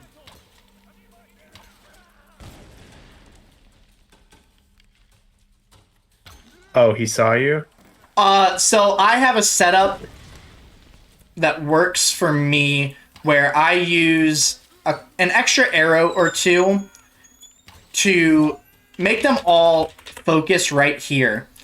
And in doing that, it doesn't matter how fast I kill them, as long as I do it essentially in one shot. They just never find each other's bodies, and I'm not entirely sure why it is. But because I missed that one shot, it changed where he was looking, and he saw the body. So yeah. It's just the AI logic. It's weird. Yeah, the AI in this game is flawless. There's a lot of things wrong with the AI in this game.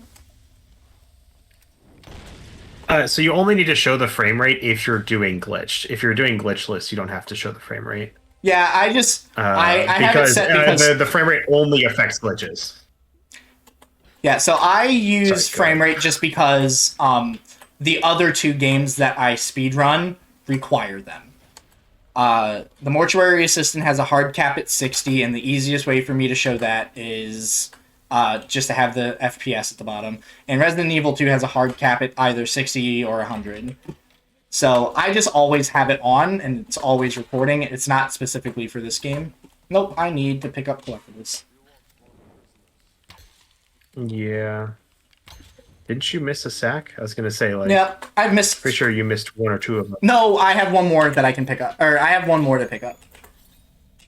It's up here. There is a way. It's I don't happened remember the exact locations of all of these things. Ah! Alright, we're just going to reset because I got... I switched out of flame arrows when I thought I had my regular arrows up.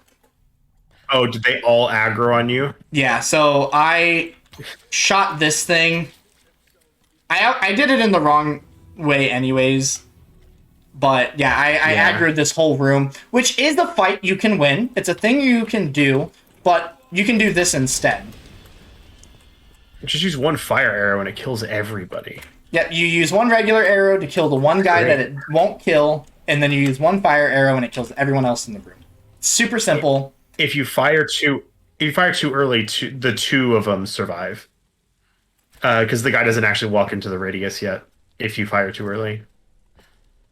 I remember that. Hey, how do you know that? Lots and lots of testing. When routing this on my own before I realized that, you know, there existed a speedrun group that does this already.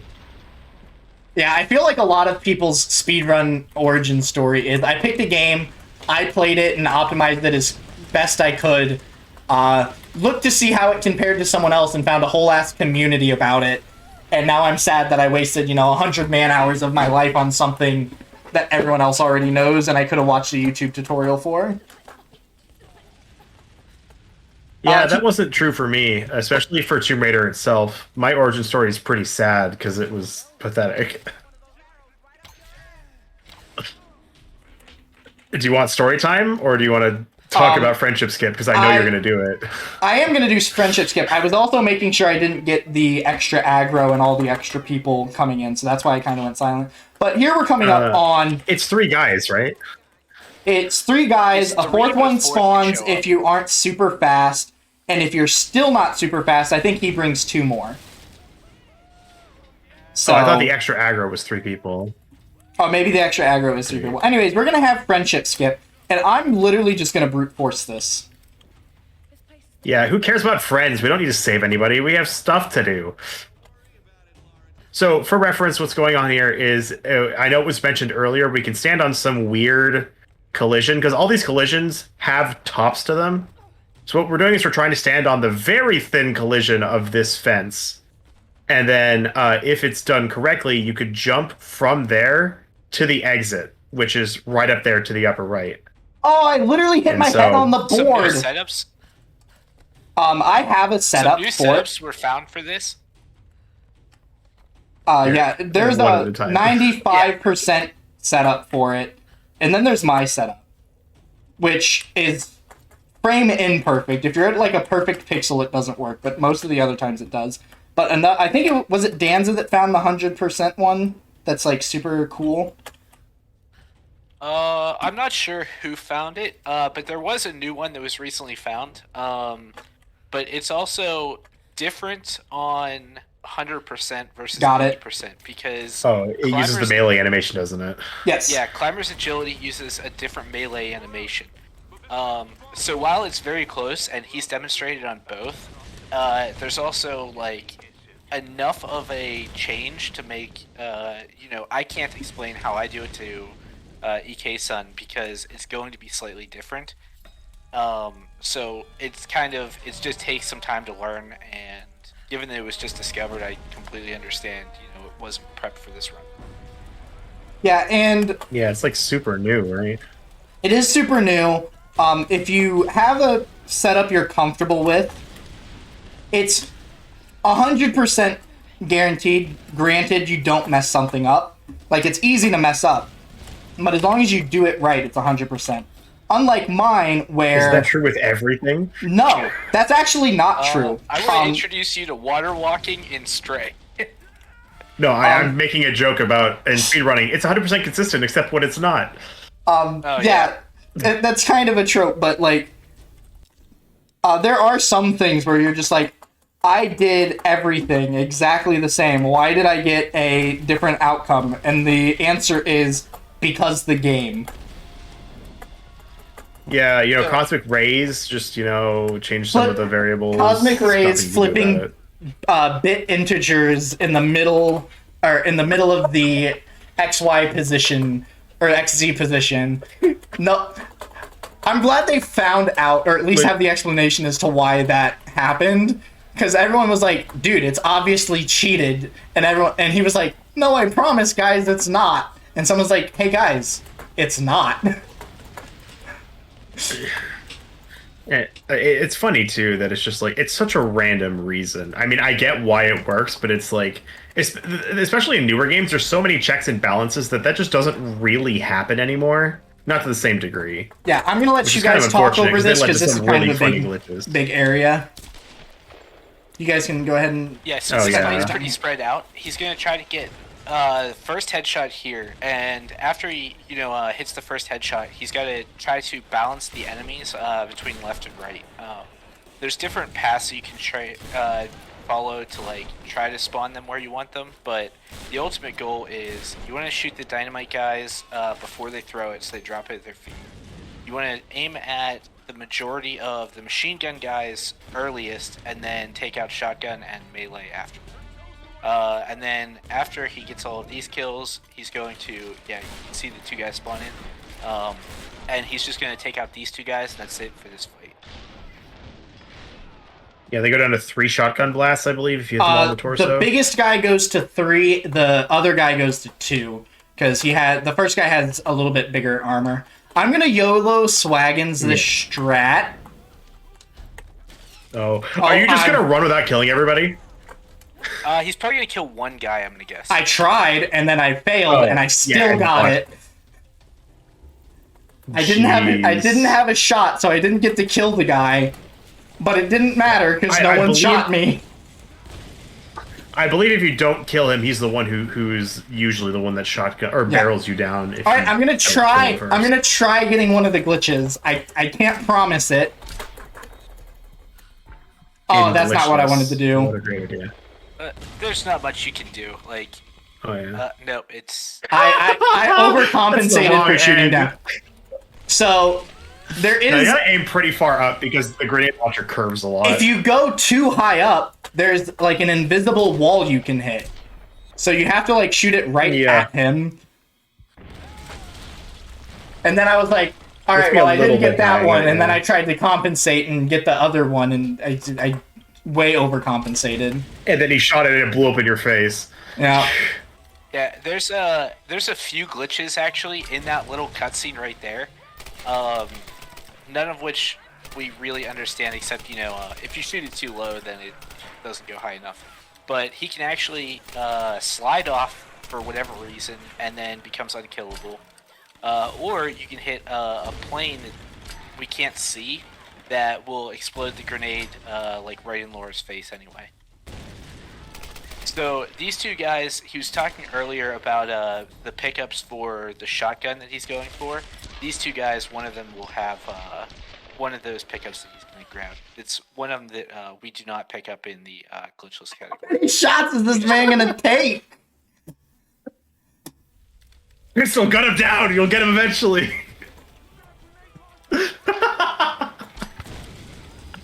Eventually, it'll work properly.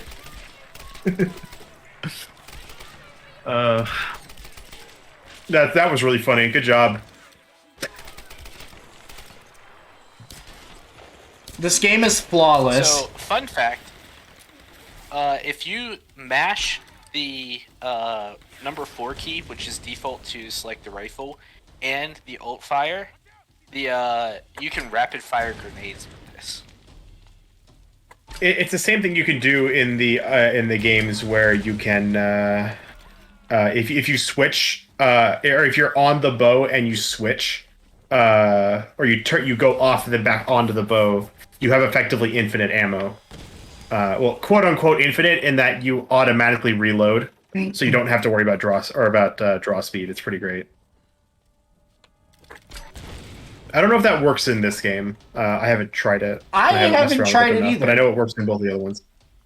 Where you fire an arrow, as soon as the arrow is fired, if it's not a rope arrow, drop aim and re-aim, and if it works the same as the other one, she'll immediately have a bow or an arrow, knocked. We're also YOLO swagging I'm this. not sure.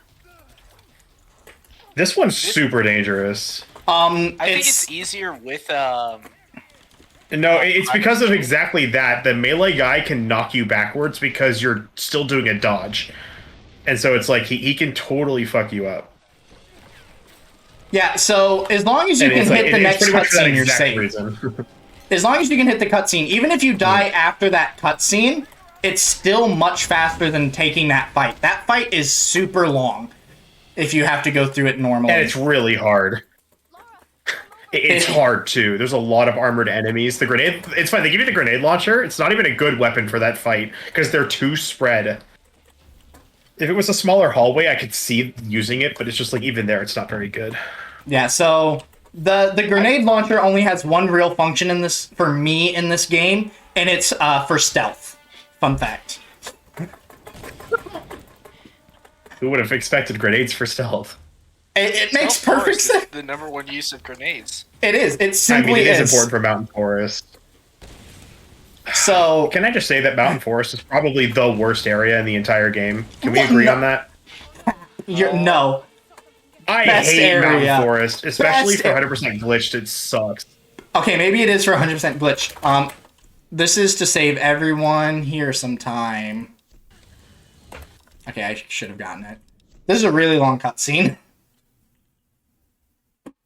Oh, you're getting the checkpoint. Oh, yeah, you're getting the checkpoint and then reloading. Yeah, it saves real time. It's net neutral on in-game time. So there's really no reason to use it in a marathon setting. Especially on one that I'm already am entirely sure is not going to be a record of any sort because I'm not recording in-game time.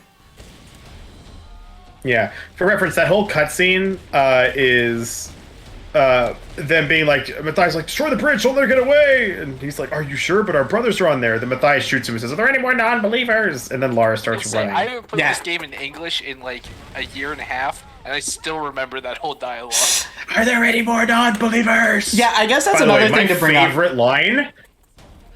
if you say, sorry to go for it. Fuck, you're crazy, that you've lost the cap on you.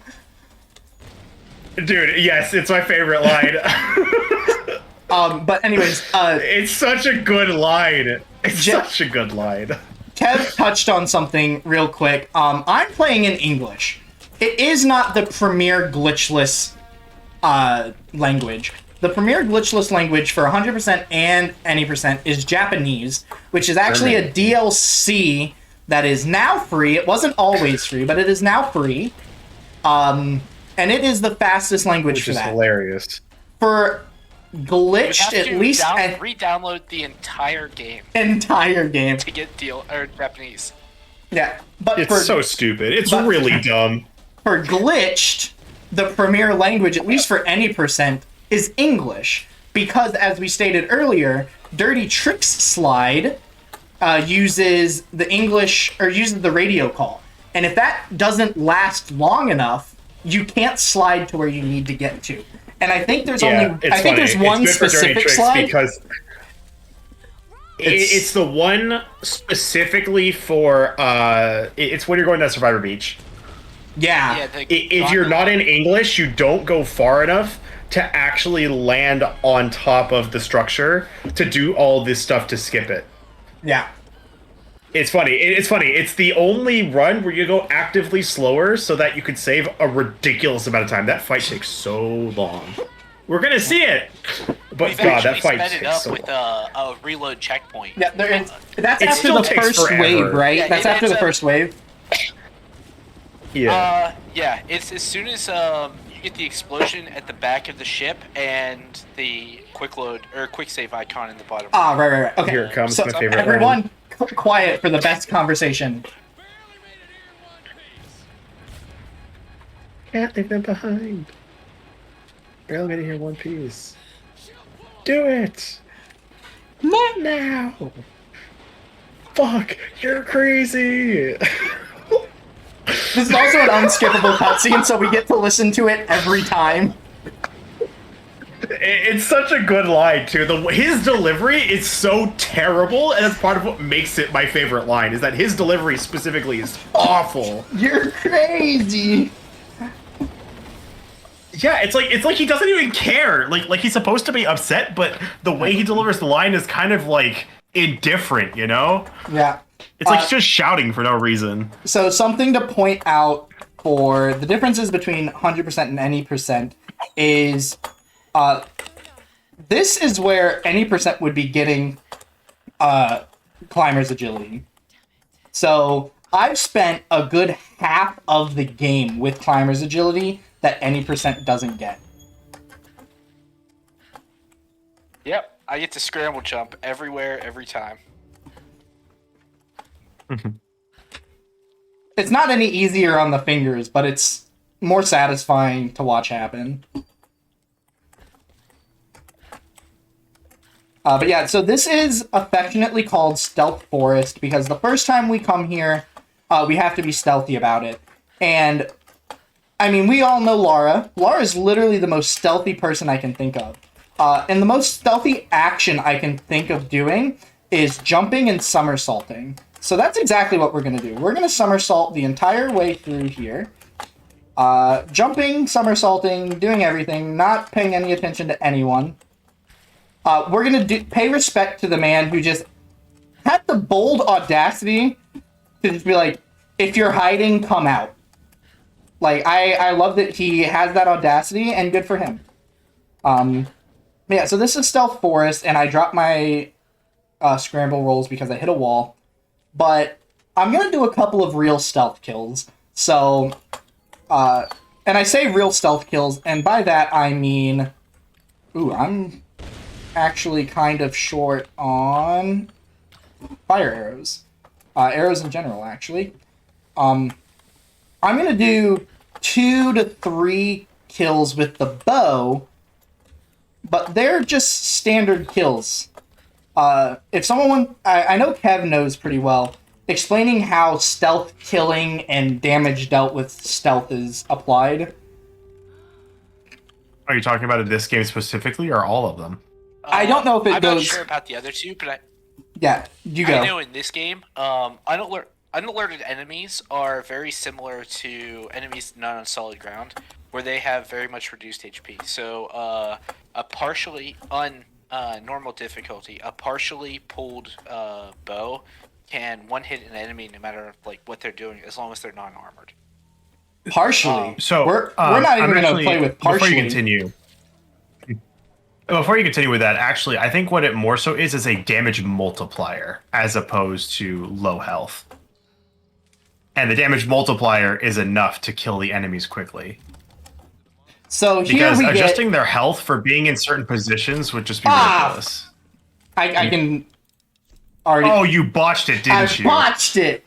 So here we're gonna... it bounced off the... Yeah, we're gonna get to see the grenade. Go for it. If he doesn't reload the checkpoint there, the enemies will alert the wolves, which then makes this entire fight much more miserable. The wolves are just such... I don't know. I feel like they're such poorly designed enemies. They remind me of the Dark Souls wolves, which just are the worst things ever. Someone explain that one to me. I did everything perfectly. Oh! Spawn on the bridge. That's where it usually spawns, and the point of using the grenade is so that specifically, that doesn't happen. Specifically, that does not happen. I think what happened is the guy you knocked over because you when you tried to roll past him, you touched him. It alerted everybody. Maybe. I think it was bro, you're don't worry, 4 times the jar. Alright, we're just gonna go behind this guy. God. You're just not even gonna shoot him? Oh, you missed the shot. I ran out of arrows. Did he see you? I want you to know that and you got... This is, on average, before learning the grenade technique, I usually spent about 8 tries on this per run trying to get this.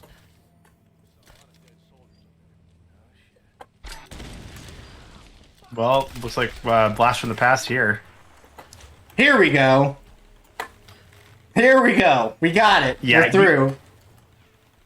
Oh, you got stuck on his body, which meant the guy behind you saw you. Probably. That's why they spawned. Oh, you didn't do the shortcut? No. That's one of the things where Laura has a fucking mind of her own. Watch that. Laura literally grabs and then goes... So, Nope. Are you gonna try for the shortcut now? No. So the shortcut here... Yeah, go ahead and the shortcut here is that when the cow body isn't moving, you can actually jump on top of it and get a jump off of it. And so you can do that without waiting for this, which is slow, even if you get it on the first try. Dude, she just hates you today. It's cursed. Jeez. There we go. I don't do either of those. I do it from the side like Satori does. Alright, we're gonna get to watch something funny, hopefully. Oh, are you gonna... I've done it again. I did that the last time I tried to show this off to Kev. I jumped right off the end, which is also funny. Your death. I think I get what you're doing here. Oh my god, yes, hello buddy, I hear you. Can you hear him? Yes, I heard him. Oh my god. I gotta close the door, give me seconds. Alright, we're gonna try it one more time just for the lulz, because I love it. No. I got it that time. Laura is scripted to go to that ledge and grab it. So if you land on the flat platform before it, Laura just does a slow jaunt down to it, and then falls off, and you have to hit the button to grab onto the ledge. That's hilarious. Also, I apologize for him being loud. It's fine. My dog's about to start going ballistic because he needs to go outside, and I don't... Dinner time? Well, he needs to go outside, but he wants to go out... Or he doesn't need to. He wants to go outside because there's snow on the ground, and snow is his favorite thing in the world. I miss snow. God, I wish it snowed out here. Well, you guys should come visit me because I'm going to have it for, like, the next 6 months. It's the joy of living in the desert. You never get it. Don't jump. Oh my god. Gave me a heart attack. That roll can go over the little wall. I know it can, but it doesn't if you're good. If you're lucky. If you're lucky. So I the would reason call that I good. I did it is because you can't save a full cycle, but if you make that jump using the dodge rolls, you can easily hit this one and pick up extra ammo that's here. If you don't use the the scramble climber's agility, getting this is extremely tight. Like, it's almost perfect line tight. So, and then you would have to wait for this next one that's coming up right here. So I do it just because it gives me peace of mind that I can pick up some extra ammo, because I have to do a big fight right here, and it's not a fun fight. It's one of my least favorite fights. Hi, buddy. Come here.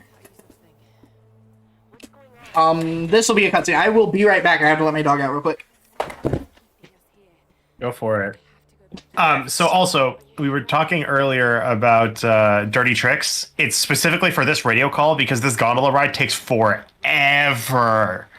And then you have to do a bunch of extra waiting to actually get to the fight. So dirty tricks here lets you get off of this platform and just effectively walk on air or glide on air over to where you're supposed to be. So I want us all to focus 1 second on what Laura is about to do.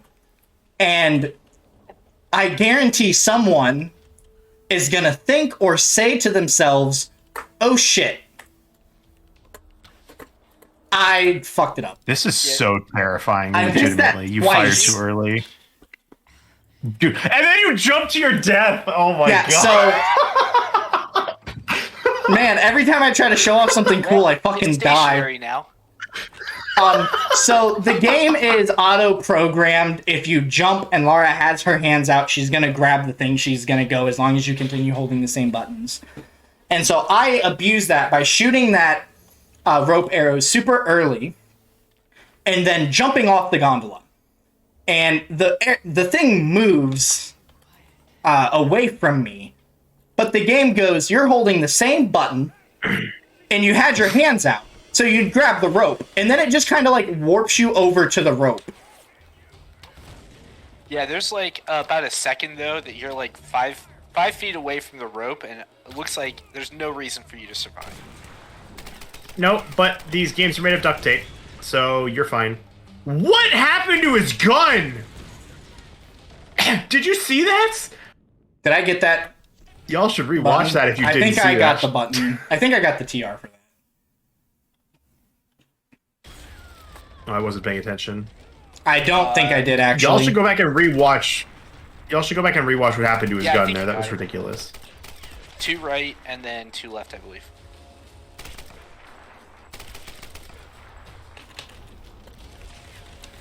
Yeah. Yeah. And then 1 right again. I don't even think you have to kill the guy on the right. It Yeah. should automatically. I just- or the cutscene. I needed to not die, so I shot him. That's fair. Yeah, Footy found out though that if you reload that checkpoint, you have to kill 5 fewer enemies. Rip that guy. Yeah. The rest in peace to the brother who just wanted to not die. See what time this is. I'm gonna clip that. I'm gonna go back and I'm gonna clip that. I did see what you were talking about, and I was like, what? Dude, it was ridiculous. It just went flying. It looked hilarious. So, one of the bad things about, I think it's 120 specifically, because Kev doesn't have this problem, is there's exactly one rope somewhere that you don't just immediately hit by pressing shift when that happens. There's one of them you have to hold a directional arrow at 120 or you fail the jump. Game crashed again. Yeah, Let's go. Every brag that I have is being like, yo, look at this cool thing or this awesome thing about the run. Doesn't work. Alright, well. I feel like this game should be just renamed to technical difficulties. Yeah. So, like, whenever they put it up I mean, on... we could just call that any %. When this goes up on You should name YouTube, any percentage of that. it should be technical difficulties, title could not load. Oh my goodness. Now, hopefully, All right. checkpoint at the waterfall here. Yeah, the checkpoint's I the flipped it, I'm waterfall. posting it. So we're about to get into I've been told that the route that I take is not in fact faster, and I do not believe it, so I'm not gonna listen to Kev. That's a lie. I do fully believe Kev, but it's what I'm comfortable doing, so it's what I'm gonna do. But there's a skip coming up that apparently has been found out is actually slower than the intended strat.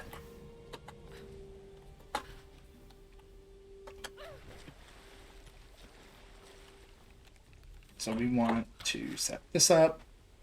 This is the hardest puzzle of the game. I will not take questions on it. It just is.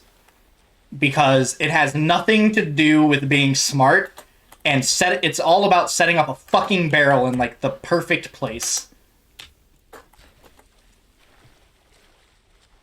Yeah, no, this was a really, really frustrating, especially casually. This mission this is collectible, which I think, if I remember, it's a cairn. It sucks so bad. Jumping from This the top. was no fun to do casually. Yeah, I didn't get this one casually until I watched a speed run, and they were like, oh yeah, you can pull it all the way down to the bottom, stand in this spot, and then pull it up 3 times, jump from here onto it, and then that's a pretty safe jump. And I'm like, I never would have done that as a casual player. We're gonna get to play. No, I think I was on Death this for like an Planes. hour and a half or 2 hours before I got it. It was crazy. Fun fact. I just did the fall off of that ledge. There's 2 ledges. There's that top one with the wood plank. There's the bottom one without a plank. And then there's that little area. If you jump from the one with the top plank and land down on the ground, you die. If you jump from the one that is literally 4 inches lower, you take no damage. Oh, I went the wrong way. Don't ask me why 4 inches is the difference between instant death and no damage. But it is. It's just how it be in this game.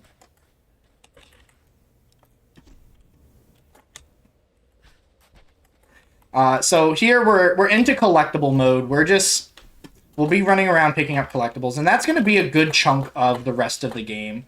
I'm going to spend almost as much time picking up collectibles as anything else. So this is the trick that Kev tells me isn't actually faster. Especially if you miss it. So I'm sure it is for you, because you have to go back up there. But for any percent, you completely skip an entire cutscene by doing what he's doing and lose time.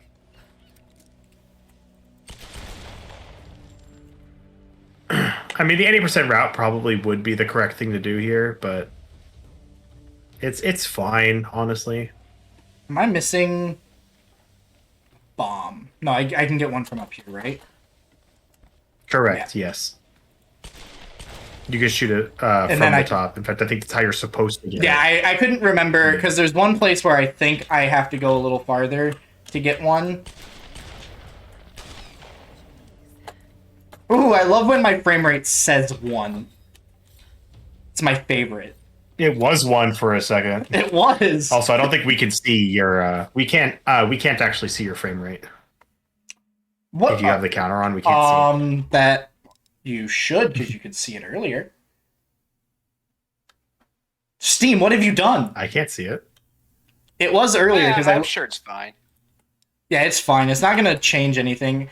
Worst case scenario is my ratio is a little off and it looks a little bit distorted. That's fine.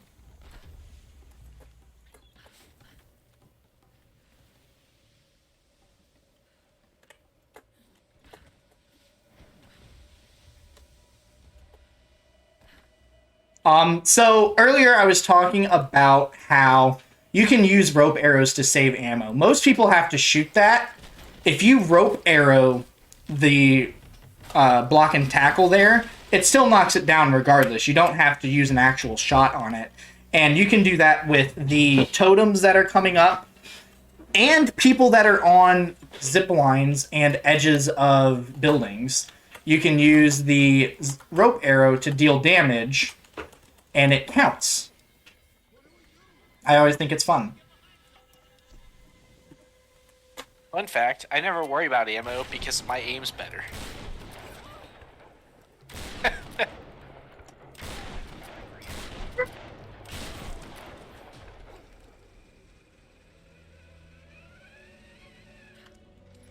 So I will be doing a reset here to get some extra time, but I find that shooting that first is faster for me because I don't have to grab it later, even though it's kind of easy to grab later. So Jonah's going to give us a really nice bow and tell us to go do some fancy stuff with it. And we're just going to ignore him entirely in favor of going and getting some collectibles, because who doesn't love collectibles? Collectibles are obviously everyone's favorite part of every game. So that's just what we're going to do. Jonah gives us a nice bow to help us go save our best friend, and we're going to repay him by dying. I got greedy on that jump. Yeah, no, that you should have just kept holding left. You would have been fine. Pressing back right was a mistake. Yes, it was. That's what kills you most of the time, is once your hands go up, you're safe.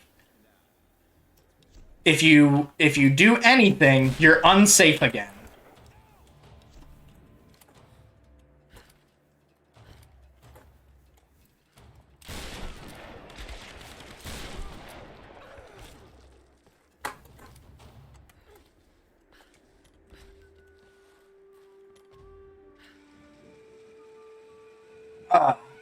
So earlier you saw us lighting some statues with a torch. We've gotten a nifty way to kind of do it, where I don't actually have to go light the statues up anymore. I can actually just shoot them with a fire arrow.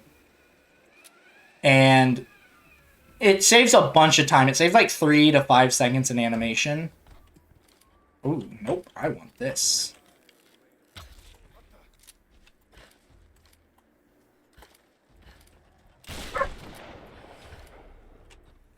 That's another instance of just killing everyone fast enough saves you stealth. Because if he sees you, he aggroes the whole area. Up, down, left, It's a very right. large area. It's a very large area. Oh, I'd still aggro I think somebody. there's something like there's probably like 13 or 14 enemies across the whole area or something like that. It's a lot. There's a lot. Someone This upper aggroed to me, area but alone not has like everyone. 3 of them. Because these guys didn't aggro, which they should have. So I got slightly aggroed.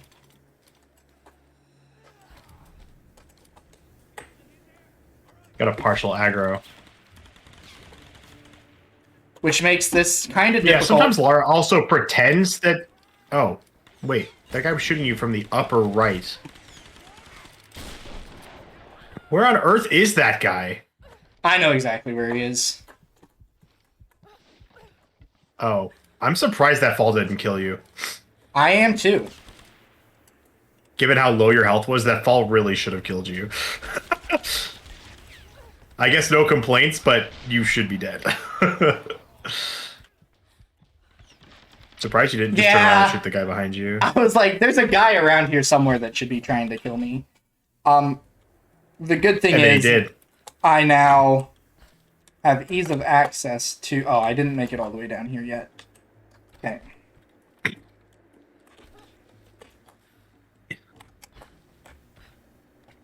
Yeah, the nice thing at least is that Mountain Village it's very easy because you pass through here twice to just get everything, or you pass through here 3 times, but it's easy to get everything on each pass. Yeah. So this is the double shotgun door that I've lost a lot of runs to. For this one GPS This right is the here. one you were talking. Yep. Yeah, this is not what I thought you were talking about. Because you can actually cheese this as well from above. You don't necessarily I don't have think to you destroy can it. without glitching it. I'd have to do some testing to figure it out for certain. Yeah, I think Also, you have to. Again, don't touch skywalk waterfalls when you yes. jump long distances. I just died because I touched a waterfall. You Oh can't- yeah, it made you fall farther. Yeah, you can get to the closer one of those, but I don't think you can get to that one without skywalking. Maybe I'm wrong. We're gonna do some So alternate if pathing. you even fall and even touch the terrain, it can put you into not exactly a skywalk, but it extends your fall time because it's still trying to figure out what to do with their physics. Yeah, we're taking an alternate path here because I respawned in an area that's not conducive to taking the old route. I'm gonna hope I pick everything up, but we should be almost done with everything. I can't Dying believe you didn't kill Christy. dying is a part of this game. It's a big part of this game. I don't think even the world who's the any percent world record holder right now for 100 or It should be glitchless? Oh, DD is 139.59 and Footy's like 140.50. They're both like miles ahead. oh, I forgot DD beat Footy. Yeah. All right, I don't think either one of them died in the run. No, getting a perfect run in this game is pretty impossible. It I doesn't matter what missed category you're doing; it's very hard. that GPS. I'll have to go back and get that. Oh, that one's really far away. Yeah, it is. I don't hate even when know you where this when one you is. don't get what. I'd have to look at your map again, but it's fine. I'm on a delay, so it'll take a minute.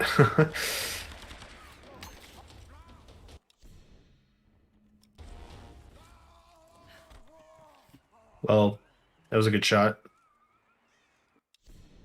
That way. Oh, I know exactly where that is. Oh, it's the base of the waterfall. I died there. That's why I didn't pick it up. Yes, I was it like, is. that's why I was having so much difficulties on why I didn't have it. I was like, no, I went to the spot where all I was of my about to say it, and then you said it. I'm like, aha.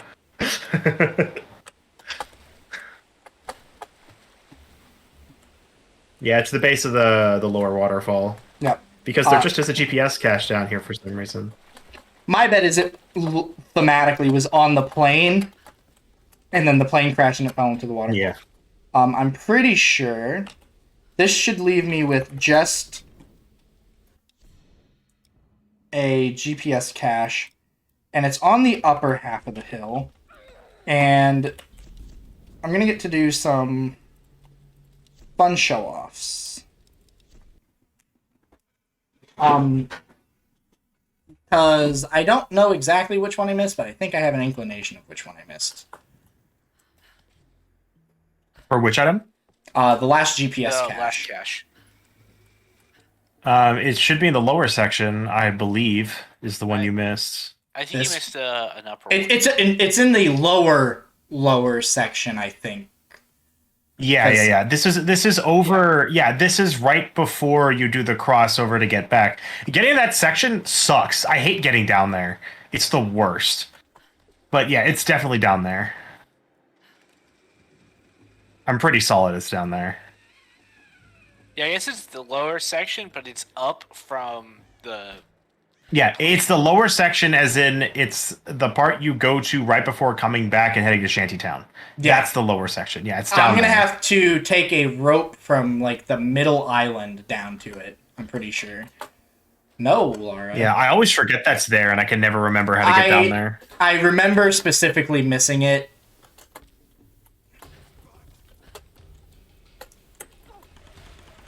Yeah, I go out of my way to make sure I don't miss that area of stuff. Specifically for this reason, because getting back down there sucks. Getting back out is You have just to go as so bad. far. Yeah, I mean, it's actually not that. It's not too terrible, specifically because you can very easily get... Oh yeah, there's enemies here. I always forget, because I never come back through here. This dude's gonna hit me, guaranteed. Just leave him be, just move on. I'm trying not to get so shot by him. funny. That's so hilarious. I'm sorry, but that's amazing.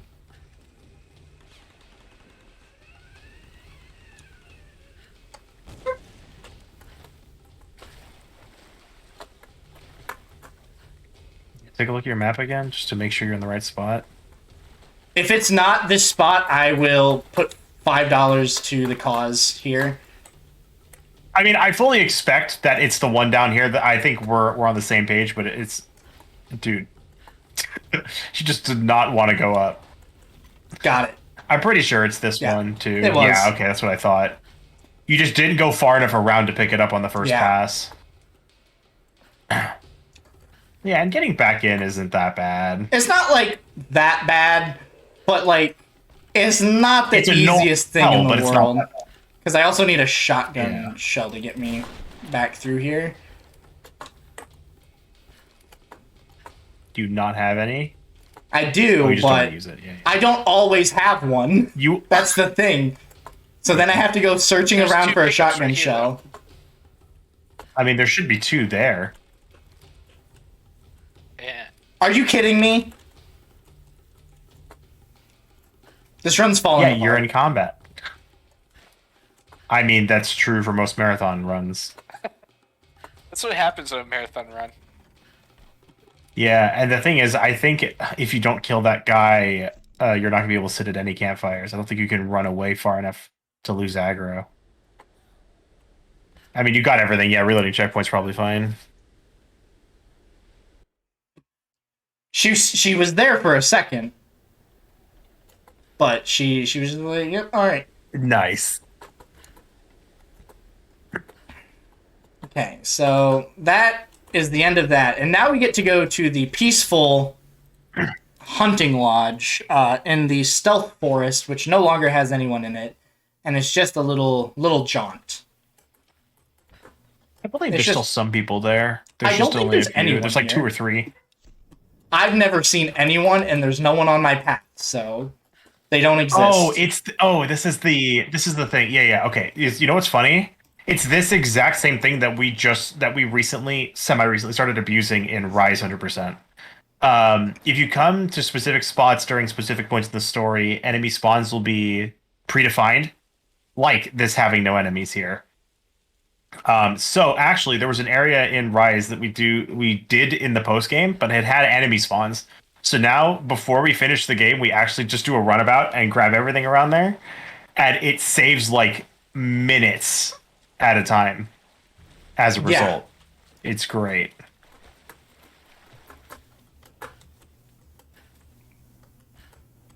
Weren't you supposed to jump across? No, because I have to make 2 trips. Falling down. I have to make 2 trips because there's a GPS at the bottom of the waterfall. Yeah, but why not just hop out and go to the bottom of the waterfall? Like, once you do the second half, you can just come back. I don't... I might be missing something. So, I took the incorrect route. I'm supposed to go through the slide first, pop out at the GPS. Yeah. And then drop down, right? Go around, go grab another GPS, and then from there I can just hop all the way across to where you were talking about. Yeah, okay. I thought I wasn't crazy. Yeah, in an optimal setting, I would have jumped across the first time I was up there. Also, is it just me, or are these mushrooms a nightmare to find when you come here at night? They are. They're such a nightmare. Unless you know exactly where they're at. They're like the worst thing. Unless you know exactly where they're at. There's 11 of them. There's 11 of them, and you have to find 10, I'm pretty sure. Yeah, I recall there being 11. I could be wrong. I find the exact same 10 every time, so it doesn't matter to me. What's great, too, is that for stuff like this, even if you collect all of them, you can still find the extras and still get experience for it. Yeah. It's not a lot, it's 25, but, you still can. So, alright. Let me make sure I got everything. Hundreds across the board. Other than geothermal. Did I miss something in geos? Shipwreck Beach. Well, yeah, Shipwreck Beach. I'm not done with Shipwreck Beach, so of course it's not going to be 100%. Now, Shipwreck Beach, you have to do the full 3 times through it, and it's very frustrating. Because of that stupid base. I love the base. The base is the best. What are you talking about? The base sucks, dude. I hate the base. Research base. It's not research base. Hillside Bunker. Is it still research base? Hillside bunker. Research base is the earlier area at the mountain. Yes. Yeah. You know, it's funny to me that there's a research base in 1 and 2. Research bases are common. I'm actually surprised you don't shoot this lower to get the sliding. There is You no can't get a low sword enough. in this one. Really? Oh, low enough as she falls into the water. It sure looks like you should be able to make it angled enough. Nope. I shot it like at the very bottom corner, and she still will not slide on that one. Yeah, it is hard That's programmed really that you dumb. shimmy across that. I don't think that's hard programmed. It's an angle check, and I mean, there are guess some angles. Just the way that's designed, you can't get low enough. I'm pretty sure there are other angles that are slightly less than that you can slide down, but that one, even if you hit the bottom, doesn't slide. Oh yeah, and you're gonna get the cash on the way back down. Okay.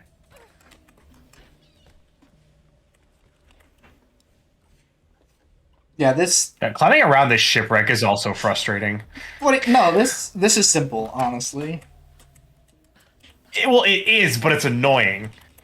Yeah, It's like there's a lot of places like this in Rise and Shadow where it's like it's fundamentally very simple, but God, is it frustrating. It's like oh man, there's at least it's not Katesh in Rise. If you haven't played Rise and you haven't done Katesh 100%, you don't know what I'm talking about. And when you figure out what it is, God, Katesh sucks to find everything, because it's one of those places, you know, where everything looks exactly the same and it's really hard to know where you actually are. I love those kinds of places. Yeah, It's just one. I know Katesh from any percent glitch list.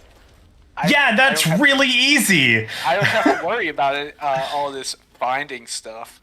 If you guys are around for Katesh for Rise, you're gonna be watching me just run around the city and you're gonna be like, "Wait, weren't you already here?" It's like, no, we haven't been here yet. Literally, routing Katesh was such a nightmare. Oh, I jumped off the edge for the swag. You can kill a crab. Oh, you killed her. Nice. I killed a crab. You get an achievement for it. It's not just one crab. You have to kill a specific crab. It's the first crab. Because it's a named crab. Yeah, it's the first crab you come across. I'm pretty sure, though. I thought. I don't think so, because I've killed ones over on Shipwreck Beach before and not gotten the achievement. Like over on the other part of the beach, you know. Maybe. I'm not this whole sure thing is because I've had it for so long. So. Yeah, I forgot which you one have it was. to. It was literally the first one I killed that I got the achievement for it. Then maybe they cheated it, but as I recall, the normal ones over by the anchor didn't actually do it. Also, the only actual tomb raiding that Lara will do for the entire game are these cairns. No. There's a story tomb that we. The other ones aren't tombs. No, there's a tomb in this that we. What are you talking about? You're the one where she gets the broken sword. Yeah, that's literally a dude's final resting place. No, there's also in the story when we figure out about Himiko, she has a big temple. It's one of her tombs, but it has her actual. It's technically one of her. Yeah, it has her actual body on it, and then it doesn't. So who knows?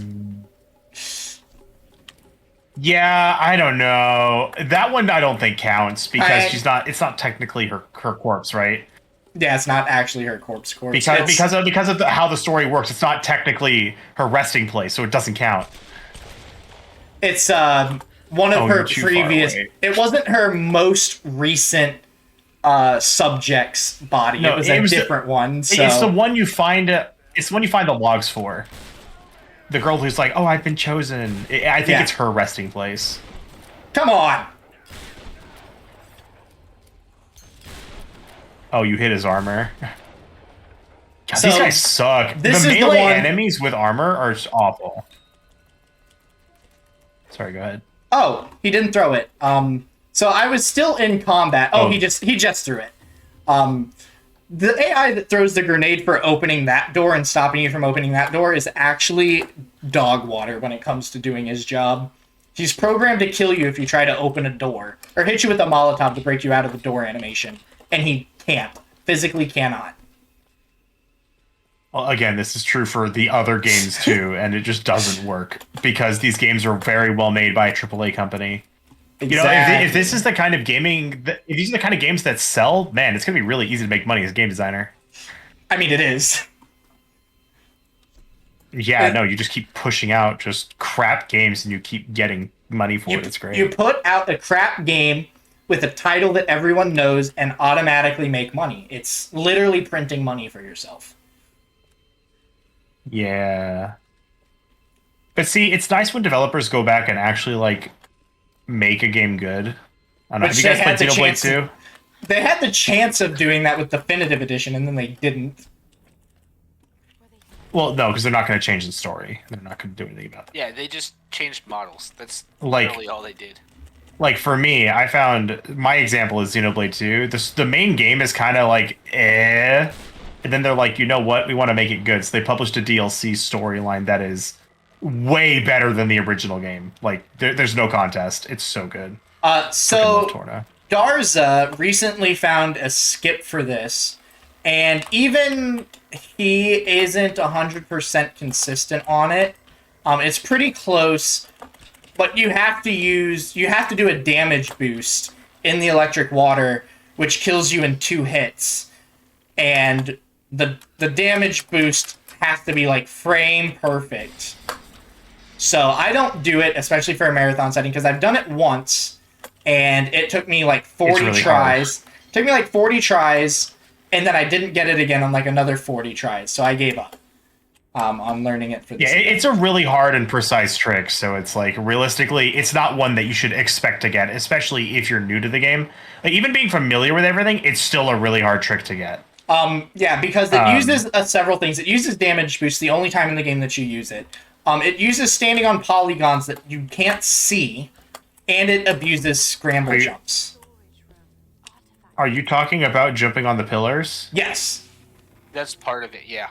Yeah, so you use the pillars, you stand on them, and you pull it while you're on the pillars, and then you're able to run. The problem is if you're not standing precisely on the pillars when she finishes the pull animation, she falls before off. the electricity gets out of the water, you'll get zapped and you'll die, and it's really frustrating. Yeah, so it relies on using polygons on one of the pillars that doesn't actually have a visual cue for the polygons to exist, because you have to line it up in such and it's a way. only one of them. Yeah, it's one specific one, and it makes the pillar just long enough for Lara to do the pull animation without falling off of it. So that's the thing. Lara moves backwards every time she does the pull animation, just slightly. Yeah. It's precise positioning on invisible terrain. It's great. It is. I just noticed that you don't do the grenade animation cancel on the chests. Oh yeah, you can do that.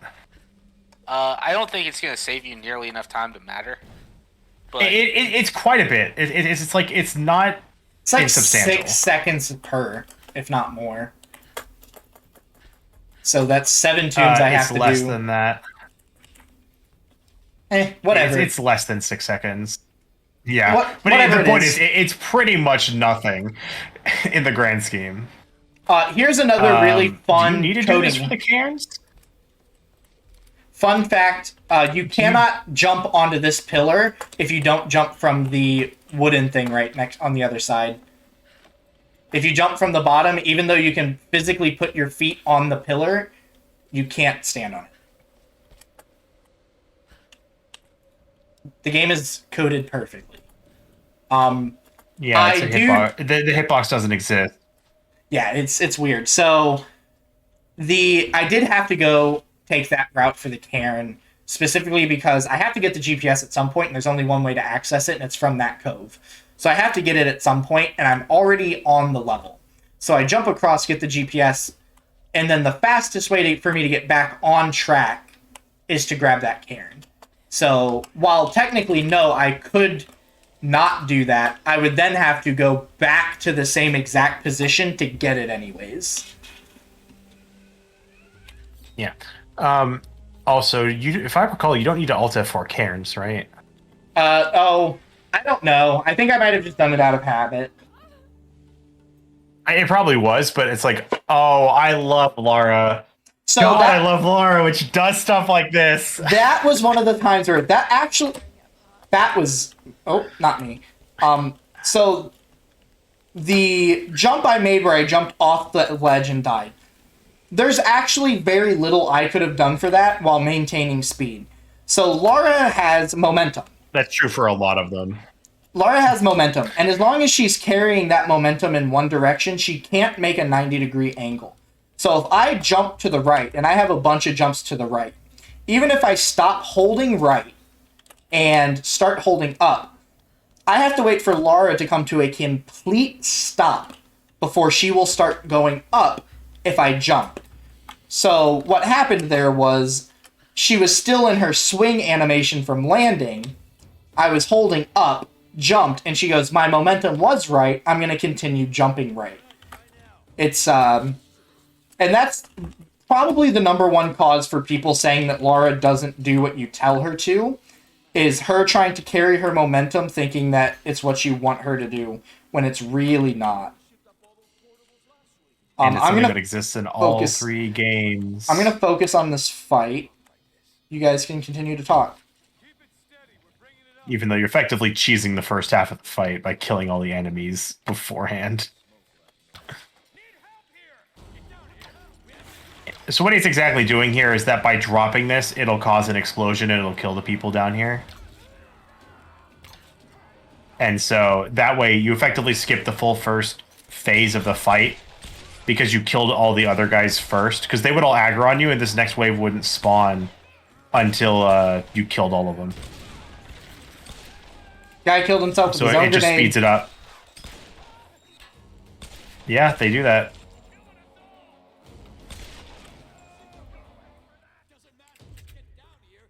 Wow, that melee attack sent him flying. Oh, am I done? No, I'm not. I was like, I'm No, not there's done. one more guy. No, the guy's in the back. Yeah, he's still over there. He went and hid from you. He's still there. That guy doesn't matter. He can't. There he goes, and then he moved. He can't truly damage me. He can do this annoying thing where he breaks the floor, but that's it. Other than that, I'm not entirely safe because he's not I mean, dead yet, and that can happen. yeah. Also, for some reason, these pillars are breakable. Who knows why? They just are. And then you got gunned down by him because he survived. That Not the grenade guy. The other guy is the one I was talking about. Oh, and I have to go back a long ways. I forgot about that. Yeah, you have to start from the second phase all over again. Just to make my life easier, I'm gonna fix my fuck up. Just Yeah, reset. this is super brutal. For this if you mess it up, you get very heavily punished. Later, boys.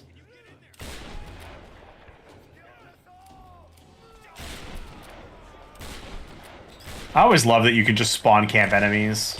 It's great. Oh, you had to reload? That's so unfortunate. I also don't have any shotgun shots, so You're not getting any from pickups? Nope. I'm not seeing any. I got some there. You'll get a few up here. but 5 you is can going to be also, close, though. The rifle can also destroy this pillar. Yeah, you don't need the shotgun to do it. Shotgun's the fastest, though. It Usually- is. I do one full mag with the rifle and then switch to the shotgun to take out everything else. And for the most part, that clears everything up. So what Also, I just why on did... earth are these destructible? I don't know. So what I just did was I destroyed a pillar so that I could jump to a bar that I'm not supposed to be able to reach, so that I can skip having to do a slow shooting animation like I did when I first picked up the machine gun. So when I first picked up the machine gun, it did that little slow-mo freeze frame. Oh, I thought there was a banner up there. There is a banner up there. Then why can't I see it? Down a little bit. Is because draw distance is great, isn't it? Oh, there it is. Oh, your game froze. Okay. Damn, that was spooky. Yeah, draw distance is great. But no, it's there. You were aiming a little high. I was like, there definitely is one up there because I've missed that one a bunch of times. I missed the one in the center of the wall, on the backside, back where you enter. That's the one I missed the most.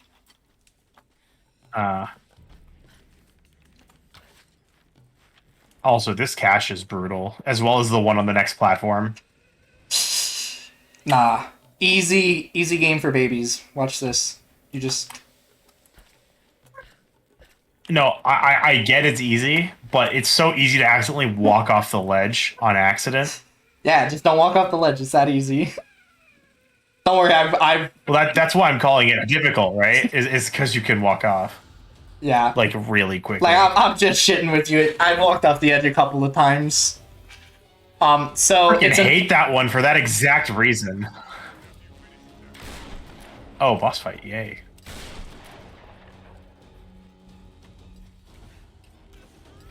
So this is the only This is guy. also kind of gruesome. So This is the only guy I have to kill. if you So have a I weak don't, stomach, don't look at this.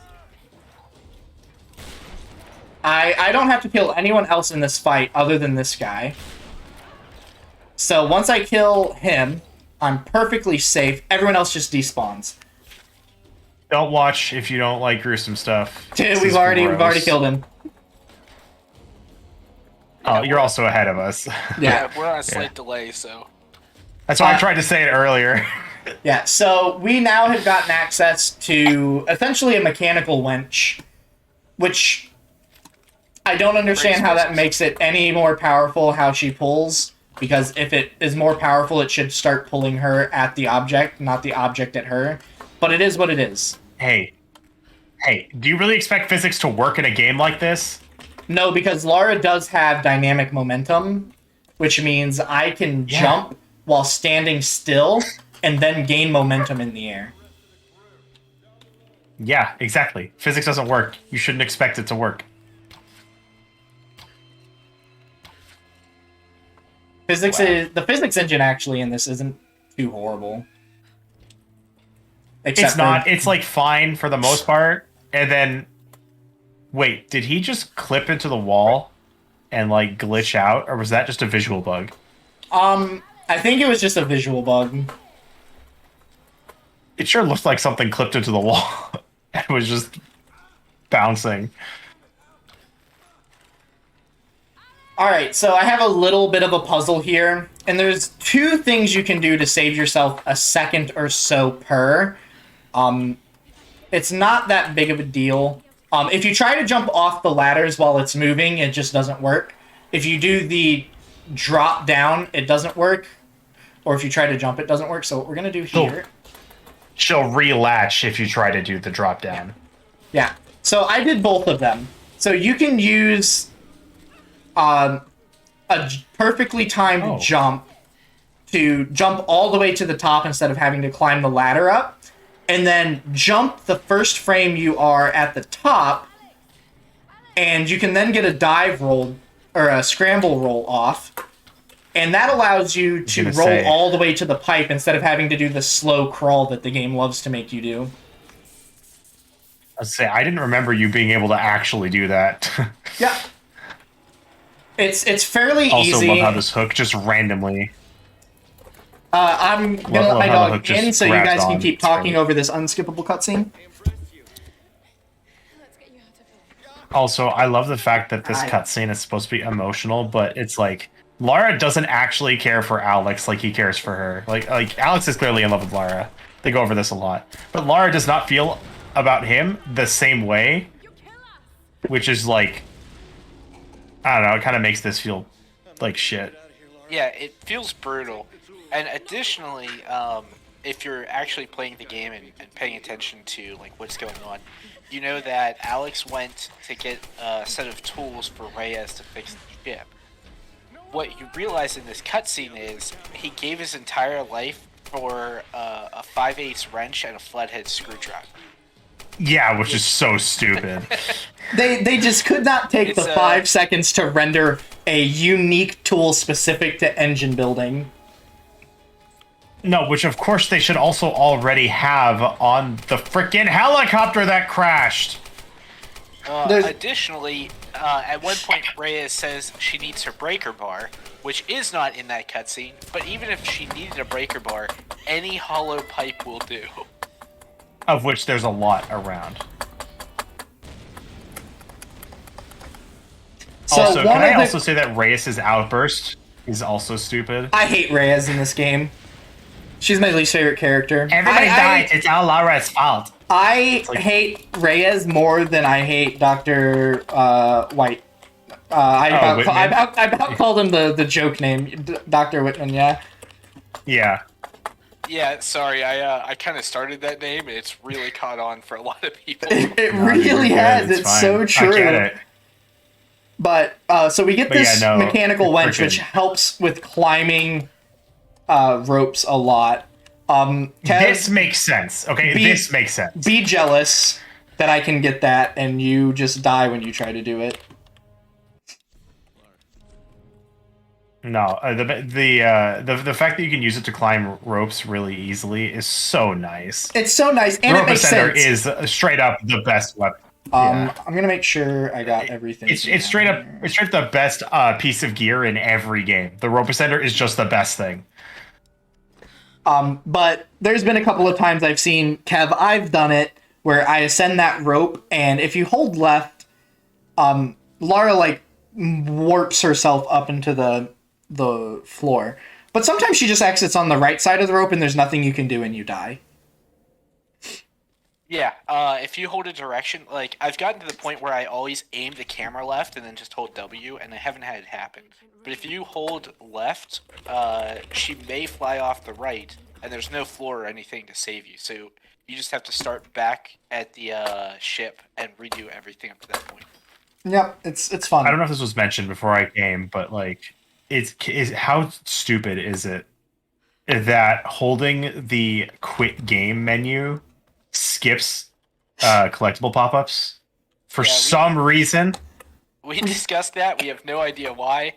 It's such a pleasant little... It's funny that Clove just found this on accident. Because she was like, oh, I'm going to go and reload a checkpoint or something, and accidentally hit Alt F4, and then it skipped the pop-up, and she's like, and I was like, time save!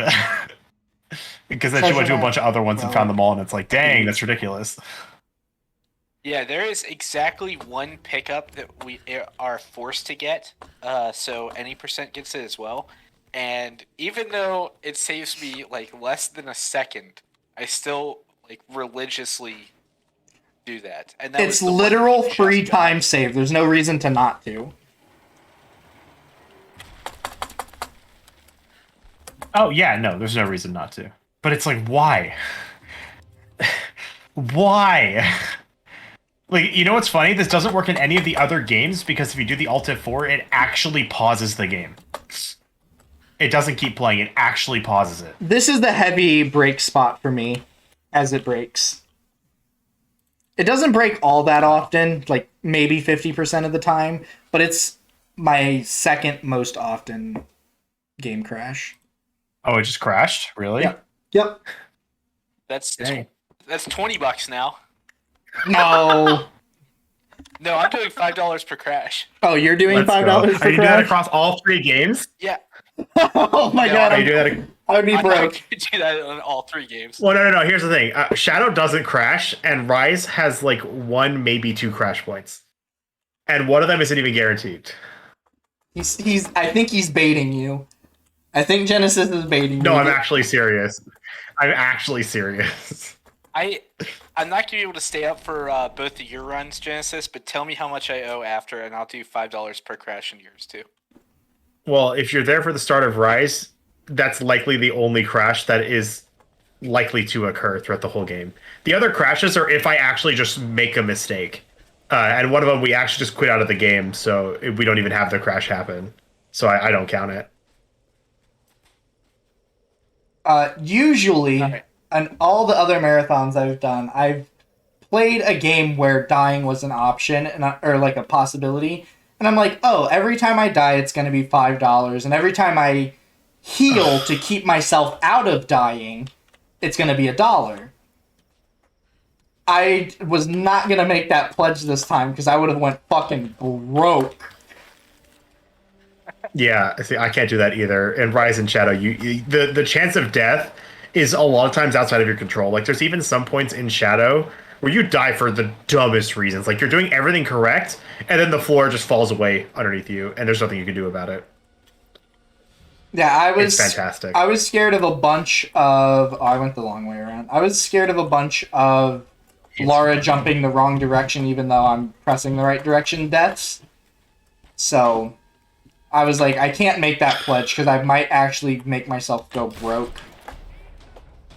Yeah, no, these games are just like they're just too bad. Love the thing just a way that it fell over the cliff, and oh, we're getting Yep, well, that grenade explosion broke your feed.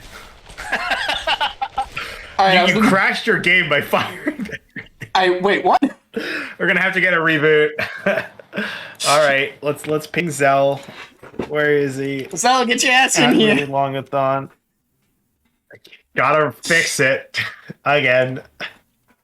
Yeah, Can someone tell me what it. Can someone tell me what my time is so far? You're presently about to pass the 3-hour mark. You're 2:59:32. I've got all the time in the world. Yeah.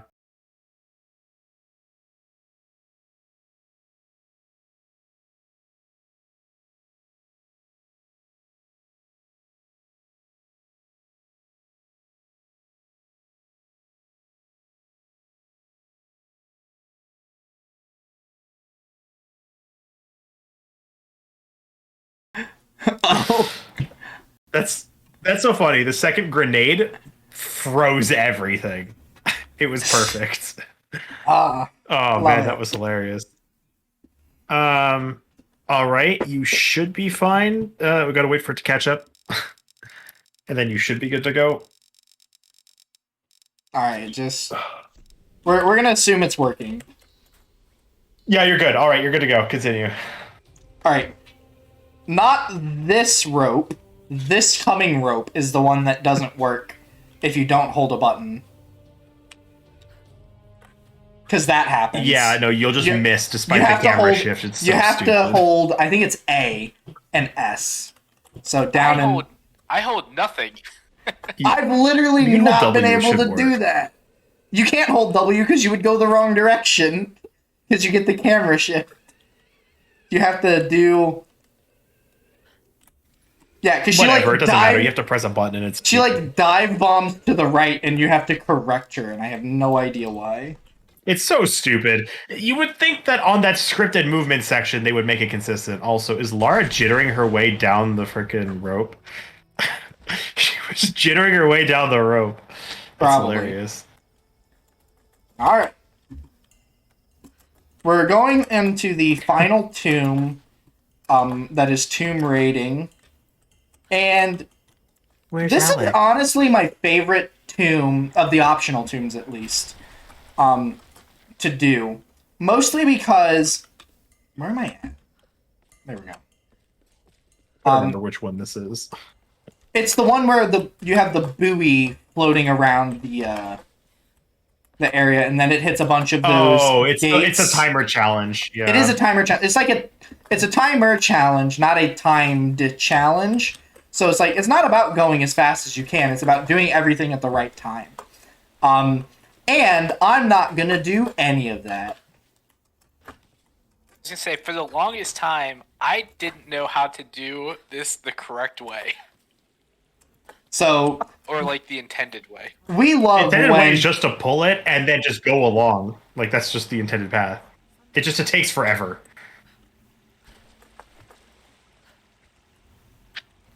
Oh yeah, this is another point where we stand on terrain we're not supposed to. Sometimes there's a thing here that I use for lineups, and it's not here today, so we're just gonna have to deal with it.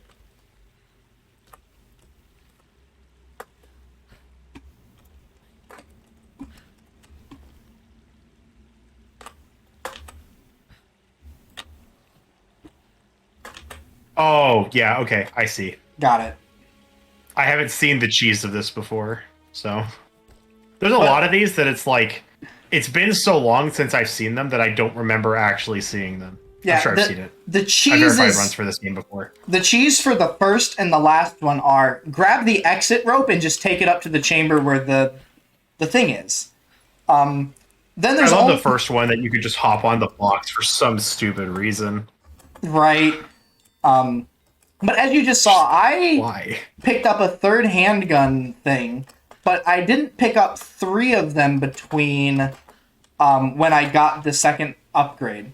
And now when I go to get my my next campfire, which I will stop at for upgrading weapons, specifically to get the Magnum, because it makes the final fight super easy, because it makes Magnum shots are one-shot break armor, so it's super helpful in the final fight. But that's why I was picking up all the extra stuff, because I wanted to make sure I had the second one before I got there, so that I can make sure that I have the third one when I get this one. Let's make sure I have everything I need. So documents, I have 1 to get, 2 GPSs, and I'm picking up the last Cairn right now. Yeah, and Let's those go. are all in the upper area, which you're about to go to. Yep. So there's only one more area for exploration before we get to the point of no return. So we've essentially gotten 100% of all the collectibles. And at this point, we've got 100% of the collectibles we've been offered. So we don't have to go back again to go get anything. It is all straightforward from here. And I don't really have to go out of my way to grab very many things. So this is mostly going to look like the end of an any percent run, except for like going and grabbing 2 GPSs, I think, that are out of the way. The GPSs, and you have to do the stuff inside of the like. There's still another area to do, but yeah. Yeah, there's one extra area, Once you get to the but I don't really have to go out once of you my get to way the to Chasm get Monastery, anything. it's done. Everything else should be pretty much in the way. And If I recall, one of the Sun Killers is you have to go out of your way for a little bit. Nope. They're Because all... it's there's I forgot. there's actually You changed no, it so you, there's a relic in my way now. So there is a relic I have to go out of my way to get, which I need 2 grenades for. I hate when they put the same kind of wall back to back. twice. There's a double They grenade wall to don't get do a that relic. in Rise. The Rise and first Shadow one, don't do that anymore. Thank God. The first one doesn't affect you. The second one will always knock you over. Yeah, I've noticed that. Like, because I've tried cheesing it and being like, what if I shoot it from outside of the room? You can't hit it from outside the room. They probably spent time testing that. They're like, we want to make sure everyone at least sees this animation if they go to grab this. We put time into this animation, you're gonna see it. We're gonna get our money's worth out of it. So this game... Also, can I say how stupid it is that you could just randomly die here? Yeah. You can randomly die in this section despite doing the correct thing because of these stupid gondolas swinging. Oh, I forgot to use the wench. So you're offered 2 paths here, and it would seem like the one that's obvious that you should go for is actually slower. So we're going to get the option to go to a top route or a bottom route. And we actually want the bottom route. Because that way you don't have to you can just jump right onto the rope from the moment you land feet on. If you go to the top one, you have to grab a ledge, haul yourself up over the ledge, and then make a jump. But since it's on a timer, most people would assume, landing on the top one's going to be better for me. It's not. You grab the same rope, you get the same thing, you just spend extra time in an animation. What am I... Do you go for the little railing jump Yes, here? I've actually never failed it, and I'm going to fail it here, I guarantee it. I fail it like every run.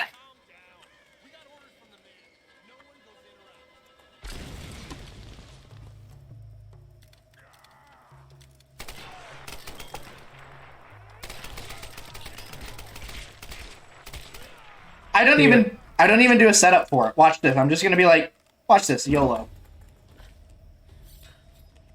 3, 2, 1, death incoming. Nope, I got it.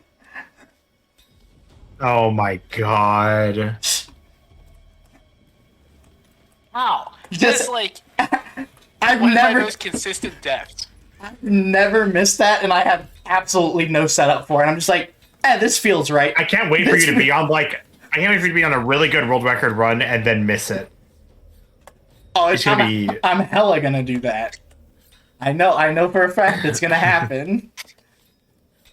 What's that German word? Schadenfreude? Yes. God, I will have it so bad whenever you do that.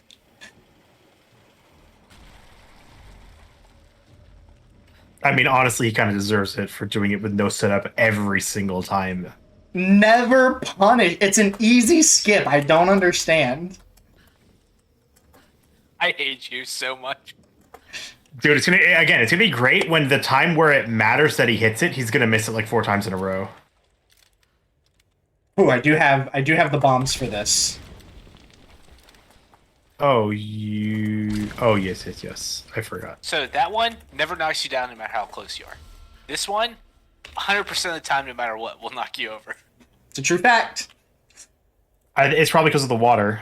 4 out of 3 shotgun parts, dude. You get an upgrade.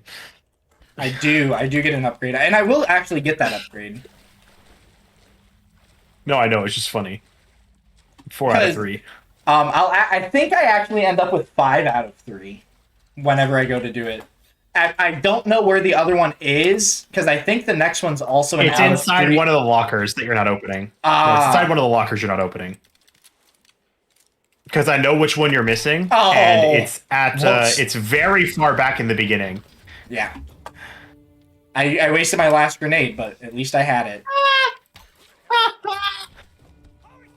It would have been funny if it actually completed the objective.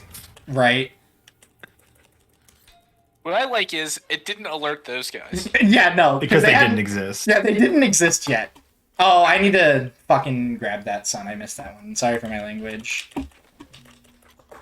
Yeah, that's what I was saying. Is like this is kind of semi out of the way because you gotta go over here. This is one of the ones. This is exactly what I was talking about. Yeah, so it's not it's not out of the way in like the way that some of my previous ones had been, where like I have to make a whole trip back to an area or completely detour out of where I'm supposed to be. So like these are all in the rooms I need to be in, other than like one of them. Yeah, this is exactly what I was talking about when I was saying like it's not directly in the way. You got to go a little bit out of the way for it, but it's so minuscule for the most part that it's effectively not out of the way. So, fun fact, first time I ever played you could this, do a jump roll to get through here. First time I ever played this, that's how I did it. Through the floor. The first time I ever played this, that's what I did, and I was like, "There's no way that's the way it works."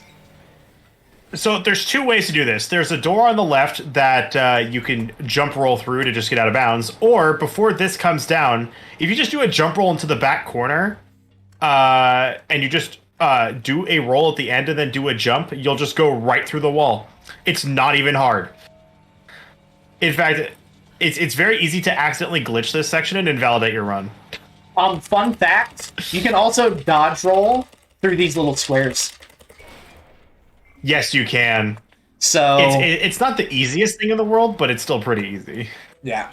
So my first time playing, I did the roll, and then my second time, I couldn't figure this out for the life of me. So what I had done was I pulled this up to here, and on the way was trying to roll through one of these squares. And it took me like 3 tries, and I got it, and I'm like, that's obviously the correct way to do it. And then I got to the speedrun boards, and someone was like, that's actually considered glitched. And I'm like, oh, fun. Also, don't let anyone lie to you. This box is not mandatory. Fuck, I missed it. This box isn't is mandatory. so close to mandatory. It's really close. You have to really be trying for it. To not get it. It's hard, but you can avoid it. It's very hard to avoid, but you can. I gotta remember to pick up that document. Yeah, the document, and you need the sun. The sun's at the bottom, so I haven't gotten there yet. Well, yeah, but you need both. Yeah, but I'm very actively about to miss this one. Crash. Yeah, don't miss the document. It's real easy. Just don't miss the document. Come on, forehead. You know, it's funny you say that, but whenever it's 100% run, it's like, it's easy, forehead, just don't miss it, and then you just miss it. Right. And it's just like, well, crap. I didn't mean to miss it, but I did.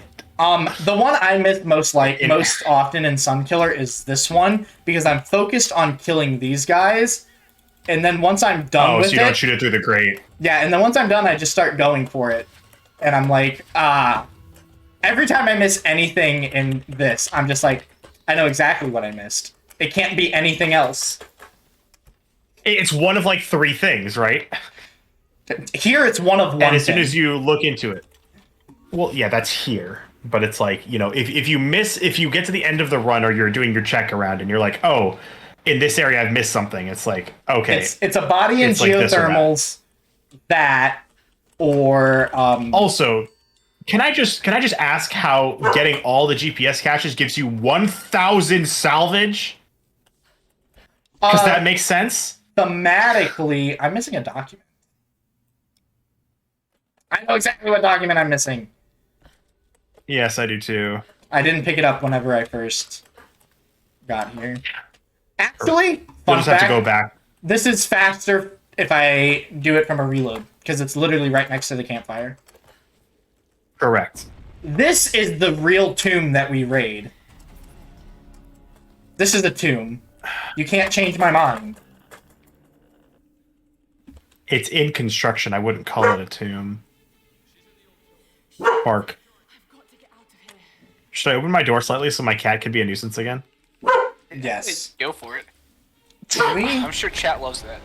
All right. Let me go open my door just enough that he can look in and be like, hey, let me in and feed me. There we go. It's just barely open now. Oh, my dog's going crazy. Really wants to go outside? No, he's been outside. Now he just hears something. God, this is another combat that's just so annoying. It's not even fun. Although, I guess in general, the combat in this game isn't really particularly fun.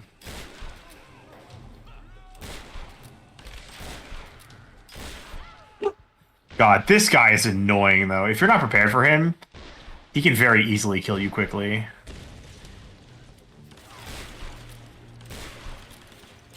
Wow, you are getting destroyed by these guys. Holy crap. I'm fine. I'm fine. As you're wasting a lot of shotgun bullets, yes. Ah! Who's not dead? Oh, I was just in the wrong spot to trigger the cutscene. I died. Correct. I died. I'm fine. Everything's fine. Oh, because the guy caught... Oh, because... I love the fact that as you did the jump up, a guy literally spawned next to you. It's great watching the spawn logic for this game. It's amazing. Oh my god, can I make that jump once? This is like entirely free. You just have to not die. You have to not stumble on the lower platform. I'm gonna kill him for fucking safety. You keep stumbling on the lower platform, it's funny. Okay, this dude's just got laser beam vision. I didn't know this game had a difficulty adjustment system. We're fucking playing Resident Evil right now. I always kill that first guy that comes down, or at least like. It's probably worth it to kill him. It's like the guy on the top isn't really the problem. It's the guy that's down next to you. Just as he drops down, just shoot him and then run. Oh my goodness. Laura did a little jitter step when I grabbed the ledge. I saw that. This is fun. This is why I'm doing it for crashes and not deaths. I couldn't afford this. It'd be way too much cash. I mean, you can just try and again. Free. It's entirely free. It's entirely free. There you go. Now run. Wait! Let's go. Whoa! Whoa! I didn't even get... I got hit like twice and then Lara just like died mid-jump. I'm so over this right yeah, now. no, because the arrows overlapped. It's great. Yeah, see, this is what I mean though. It's stupid crap like this that's like, God, this game is not very fun to do stuff like this for. You know. Also, love the delay on that for no reason.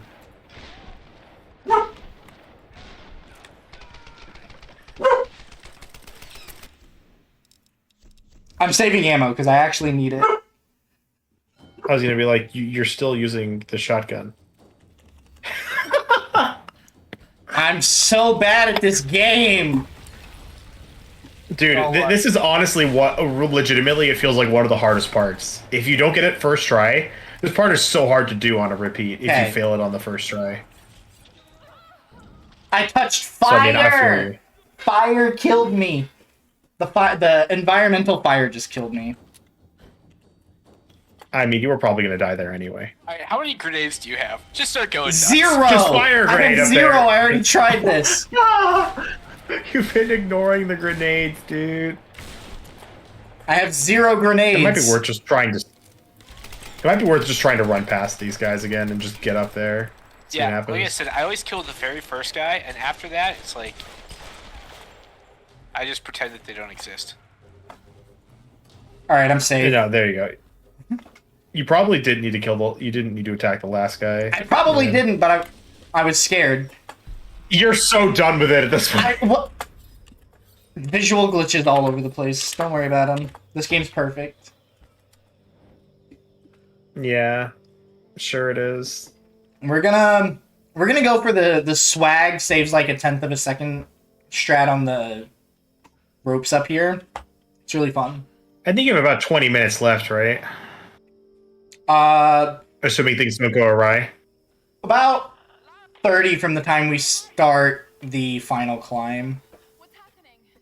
I always forget, are you allowed to do the Oni skip at the end? Yes. Yes. Yeah, that's okay. Yeah, then I should probably go eat dinner so that I can do my 9 hours of running back to back with no need for stopping. Yeah, definitely have a good dinner, and we'll see you back here for a great run. I just know it. 2 of them back to back, Rise and Shadow. I'm gonna be here for 10 hours, and I may or may not have a commentator for the first one. We'll see. Anyway, so yeah, I'm gonna step out to go eat, and I'll be back. Oh, I got shot off the rope. Laser vision, gotta love it. So yeah, I'm gonna go eat dinner. I'll be back in I'll be back definitely before you finish, but we'll see what happens. I'm just not gonna leave the live chat. I'm just gonna mute. All right. Good luck for the rest of your run. I'm gonna go eat dinner. Yeah, have a good night. I may or may not be here when you get back, but have a good night. We'll see. All right. I missed the YOLO swag. It's fine.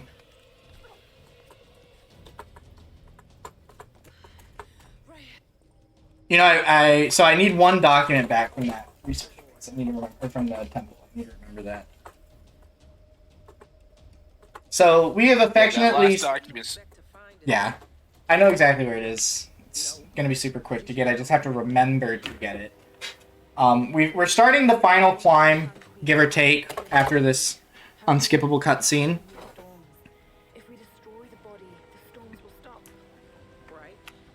And why does Matthias want Sam? I don't know. And this is the only lore in the game that you're gonna get. And if I hadn't have told you anything at all, you wouldn't know who the Sun Queen, who Sam is. So that there's supernatural forces keeping us here. It's a good time. It's all around good time. And I have until the end of this cutscene to get everybody up to speed on lore.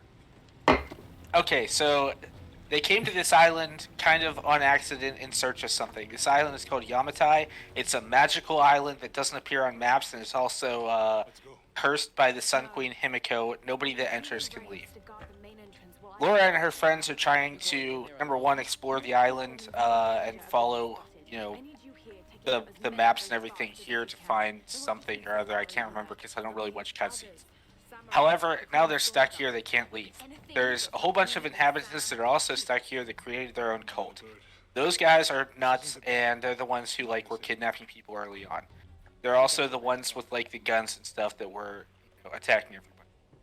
Now she's at the final area where it's no longer really those cultists. Now it's the Himiko, the Sun Queen's resurrected samurai guards that are trying to protect her. And he's gonna be fighting around those.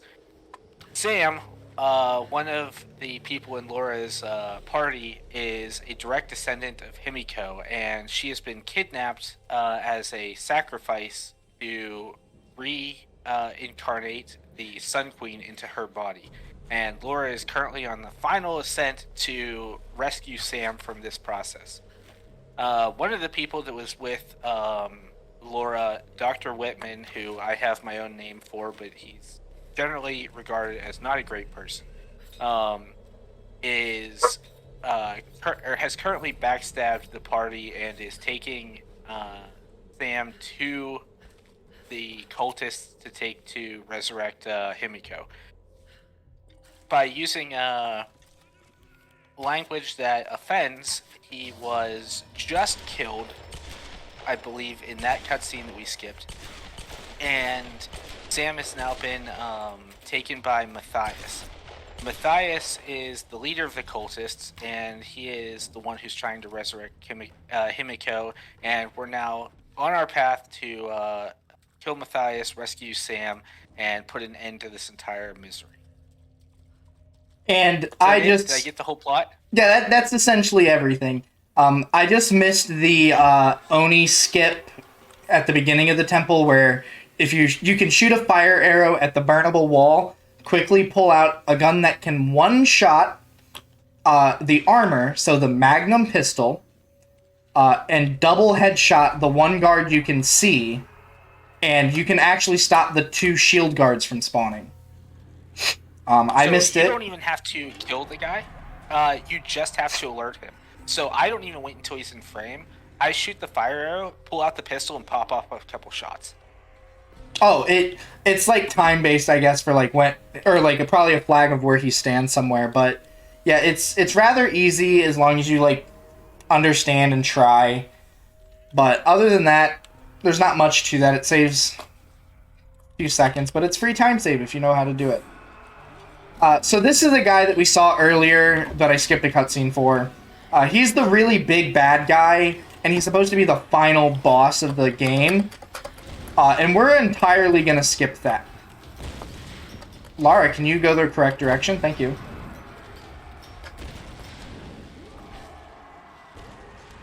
But yeah, so close. We are going to end up skipping the whole final. So there's 2 final gauntlets. One of them you just trace a big circle around. Oh, I knew that wasn't going to kill him.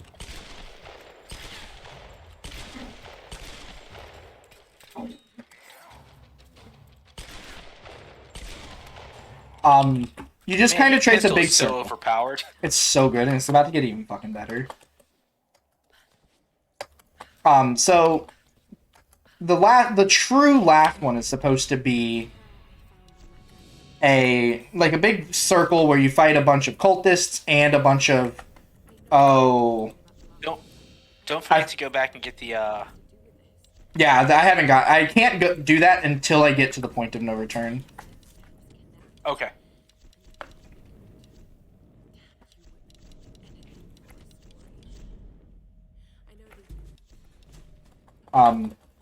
But so you walk this big circle, and the end of the circle is really, really close to where you start. So if you are good, you can stand on some geometry you're not supposed to stand on, and make the jump all the way around and skip all of the fights. So I'm affectionately entering the final gauntlet now for a speedrunner. Speedrunners this will be the last fight, and this is honestly, to me, infinitely harder than the true final fight you're supposed to have. Because the true final fight is supposed to be full of, like, winds and guards with shields and stuff and a big boss battle. But this is just kill a bunch of people who have really powerful weapons. And it's kind of difficult. But there are a couple of things we can do to cheese it. we can do the manipulation that we've been doing this whole time of making people fall off ledges with our shots. And in doing that, we're gonna be able to kill a bunch of people really easily. That should take 3 or 4 shots to kill. Okay.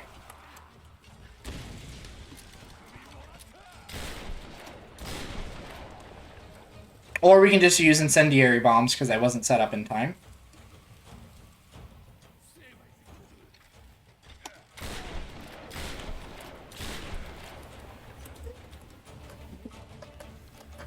Okay, and this guy should be right here. Yep, right here. Earlier in the run, you probably saw me use some barrels to blow up a tower. We're gonna do that again. Because using barrels to kill a lot of enemies is so much easier and ammo efficient than killing people regularly.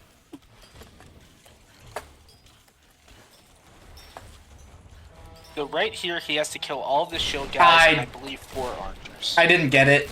But essentially, I was shooting for hitting all of these shield guardians at once.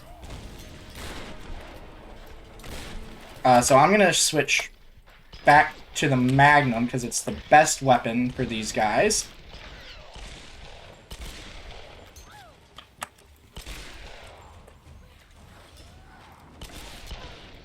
Oh, I'm gonna die.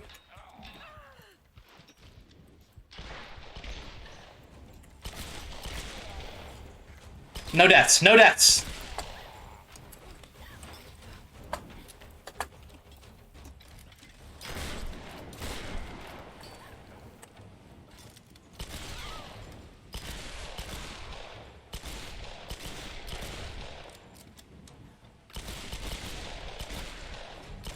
Once I get here, I'm pretty safe.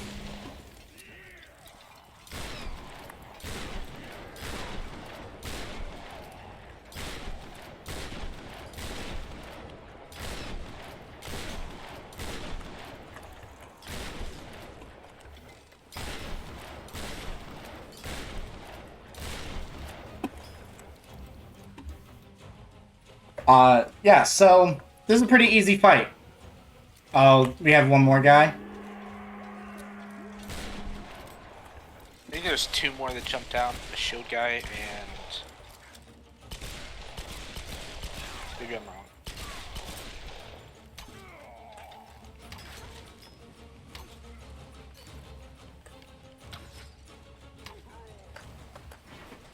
Yeah, so that's the final fight. That is the last person I will have to kill. It's a pretty difficult fight. Everyone has a bunch of health. Not insufficient weapons. As you can see, 2 fire arrows killed me. So you're like, oh, here's the big bad guy we're supposed to fight. He gets blown away by a big gust of wind.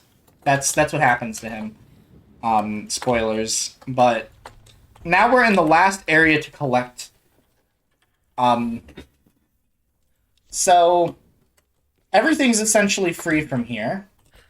I have one kind of difficult jump, but other than that,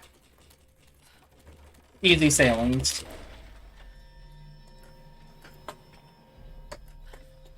Yeah, so if there's anything you want to do while we kind of just finish up this run, there's a lot of time left in the run, but there's not much left to say about it.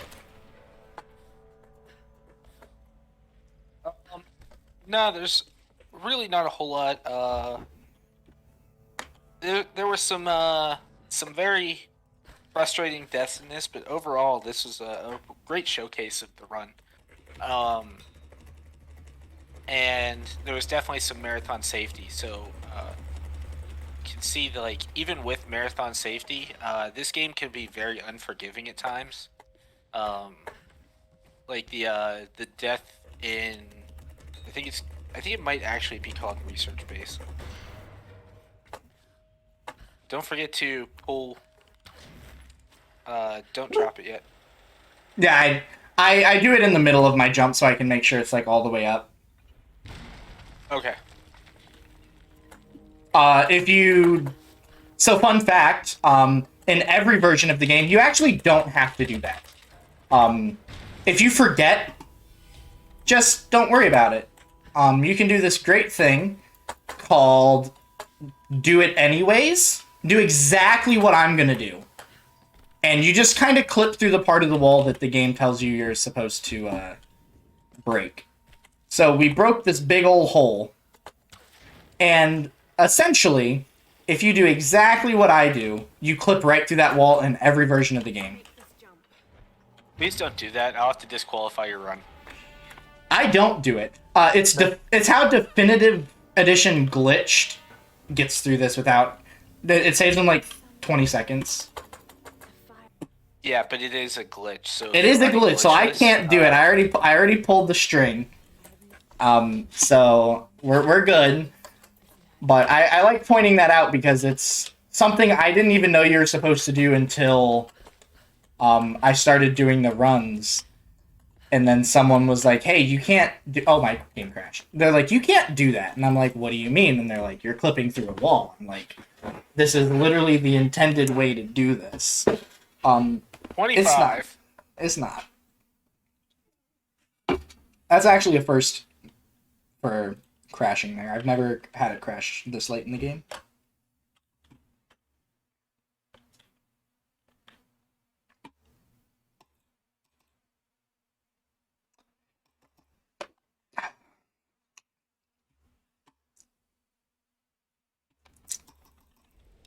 Oh!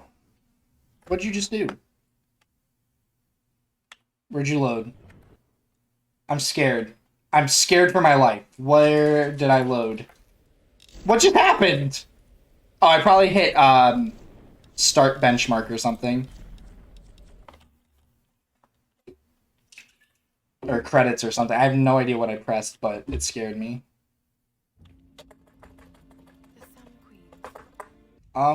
It should have saved this, but I'm gonna check just to be sure. Yeah. One of the things I do like about this game is it does do a semi-quick save every time you pick up a relic document or area collectible. I don't know if it checks GPSs, but I can't imagine that it doesn't. And it checks... Don't forget. Yeah, I need to go back and get a document. Yep. It's right here. I also need to remember not to forget this relic. Make sure I got everything here.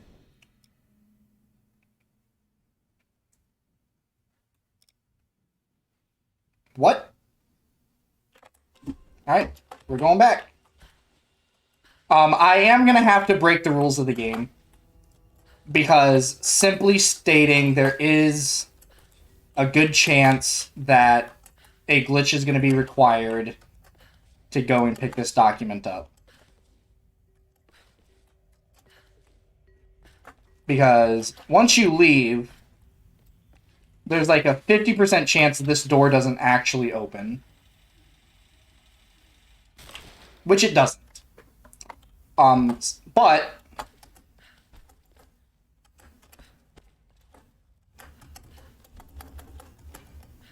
we can do that. So the run is invalid for 100%, but that's because the game doesn't actually work and there is no physical way to go back to it. But I don't know what document I would have missed. It's this one over here.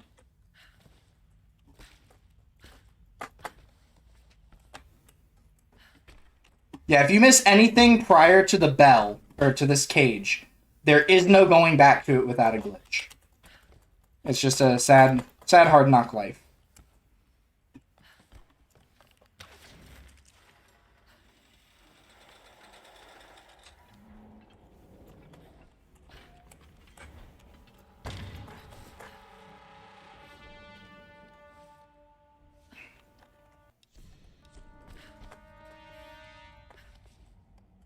And now I need to go back to research base or temple base or whatever it is. Get that document, and we should have hundreds across the board and just need to finish this story.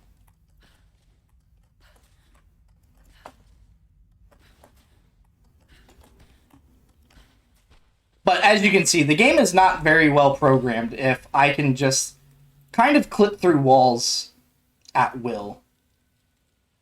I was just like, this wall didn't, or this door didn't open.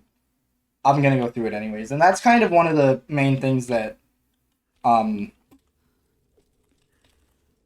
glitched runners do, is they just kind of find doors. They're like, doors are doorways, no matter how much of a door is in their way. Yeah, Go for it. no amount of barriers in the way, if there's a frame, is enough to really stop hardly anything. That's because the jump roll, as you saw him do back through the barrier that he couldn't pass, that jump roll can get you through a lot of different doors throughout the game. There's another way to clip through, which involves kind of positioning Laura in a certain way and turning the camera until she starts to bug out a little bit. And at that point, you can control her movement and just kind of clip through just about every other door that you could. Yeah, so the way that works is you are doing some things to set up Lara getting away from where her camera is. So Lara's physical hitbox is different than where the camera is. But the camera is what actually restricts you from doing things.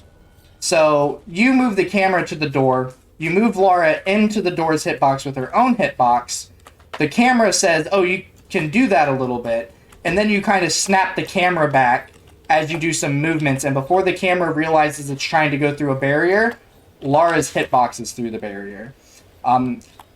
Because this game has no flaws. It's a lot of fun. There's a couple spots where it is much more evident that her camera has become detached from her model. Like the wolf skip? You actually have to work. Yeah. To skip the spot where he shot the 3 wolves very early on in the game, you can completely skip that by glitching. However, you disconnect her camera from her model, and by doing that, you have to actually like do a bunch of different movements to get it reconnected, which is a little bit it's quite difficult to explain, but by doing that, like, you can actually see that her camera and her model are two very different entities. Yeah, because Lara They're clips just mostly- up through a ceiling, and her hitbox is still in the room she clipped through. And now you have to find a way to... And it's specifically her aiming camera. So when you go back into aiming, it's still... What are you doing, Lara? It's still in the room. It's still in the room. So you have to find a way to get the camera to snap back up to you. It's really funny. How someone ever found out how to do that and how to get past it, beyond me, but kudos to them. I'm going for the YOLO strat. That's too far to the right. This is the first skip discovered in the game. A lot of people I know didn't even take the... I didn't get it. You can land on this. Their very first time. You can land on this. Like with your feet. Instead of having to grab the wall. It's one hell of a precise jump, though.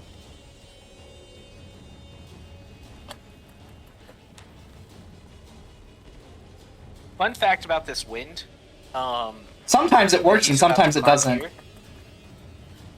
if you do not hold a directional button and just jump and press E over and over, the wind won't blow her anywhere and she climbs straight up. And bunny hopping while using the ice pick is actually the fastest way to move. On these, grab it, thank you. So on all climbable walls, it's faster to do this little bunny hopping I do. Everyone kind of has their own rhythm. I don't know what's actually fastest, but everyone kind of swears by their own. Some people say do a whole jump and then quickly tap, grab, and jump again and just repeat that. Some people are like, just spam jump and hold. Essentially, there's a little bit of a rhythm to it, but they're like, be really quick about it, and that's the fastest. So this is the Oni jump, or the Oni skip. So usually you're meant to fight all the way around, and then you pop out right there. So what I'm going to do is decide, I like there. That's an easy way to get there. So let's just do that. That's probably the easiest thing to do, right? So what he's going to try to do here is get up on this pillar that's right in front of him. He's going to scramble jump over, and we recently decided that because there's polygons here, you can use this. In the past, it was considered a glitch, but so he'll get across there. He'll go back to the load zone right there, and then go through. And this is the final fight with Matthias to end the game. Yeah. So because I'm time gonna is getting delay, ready I'll to let come him up. call Whoever's time. on timer. So just be ready for that.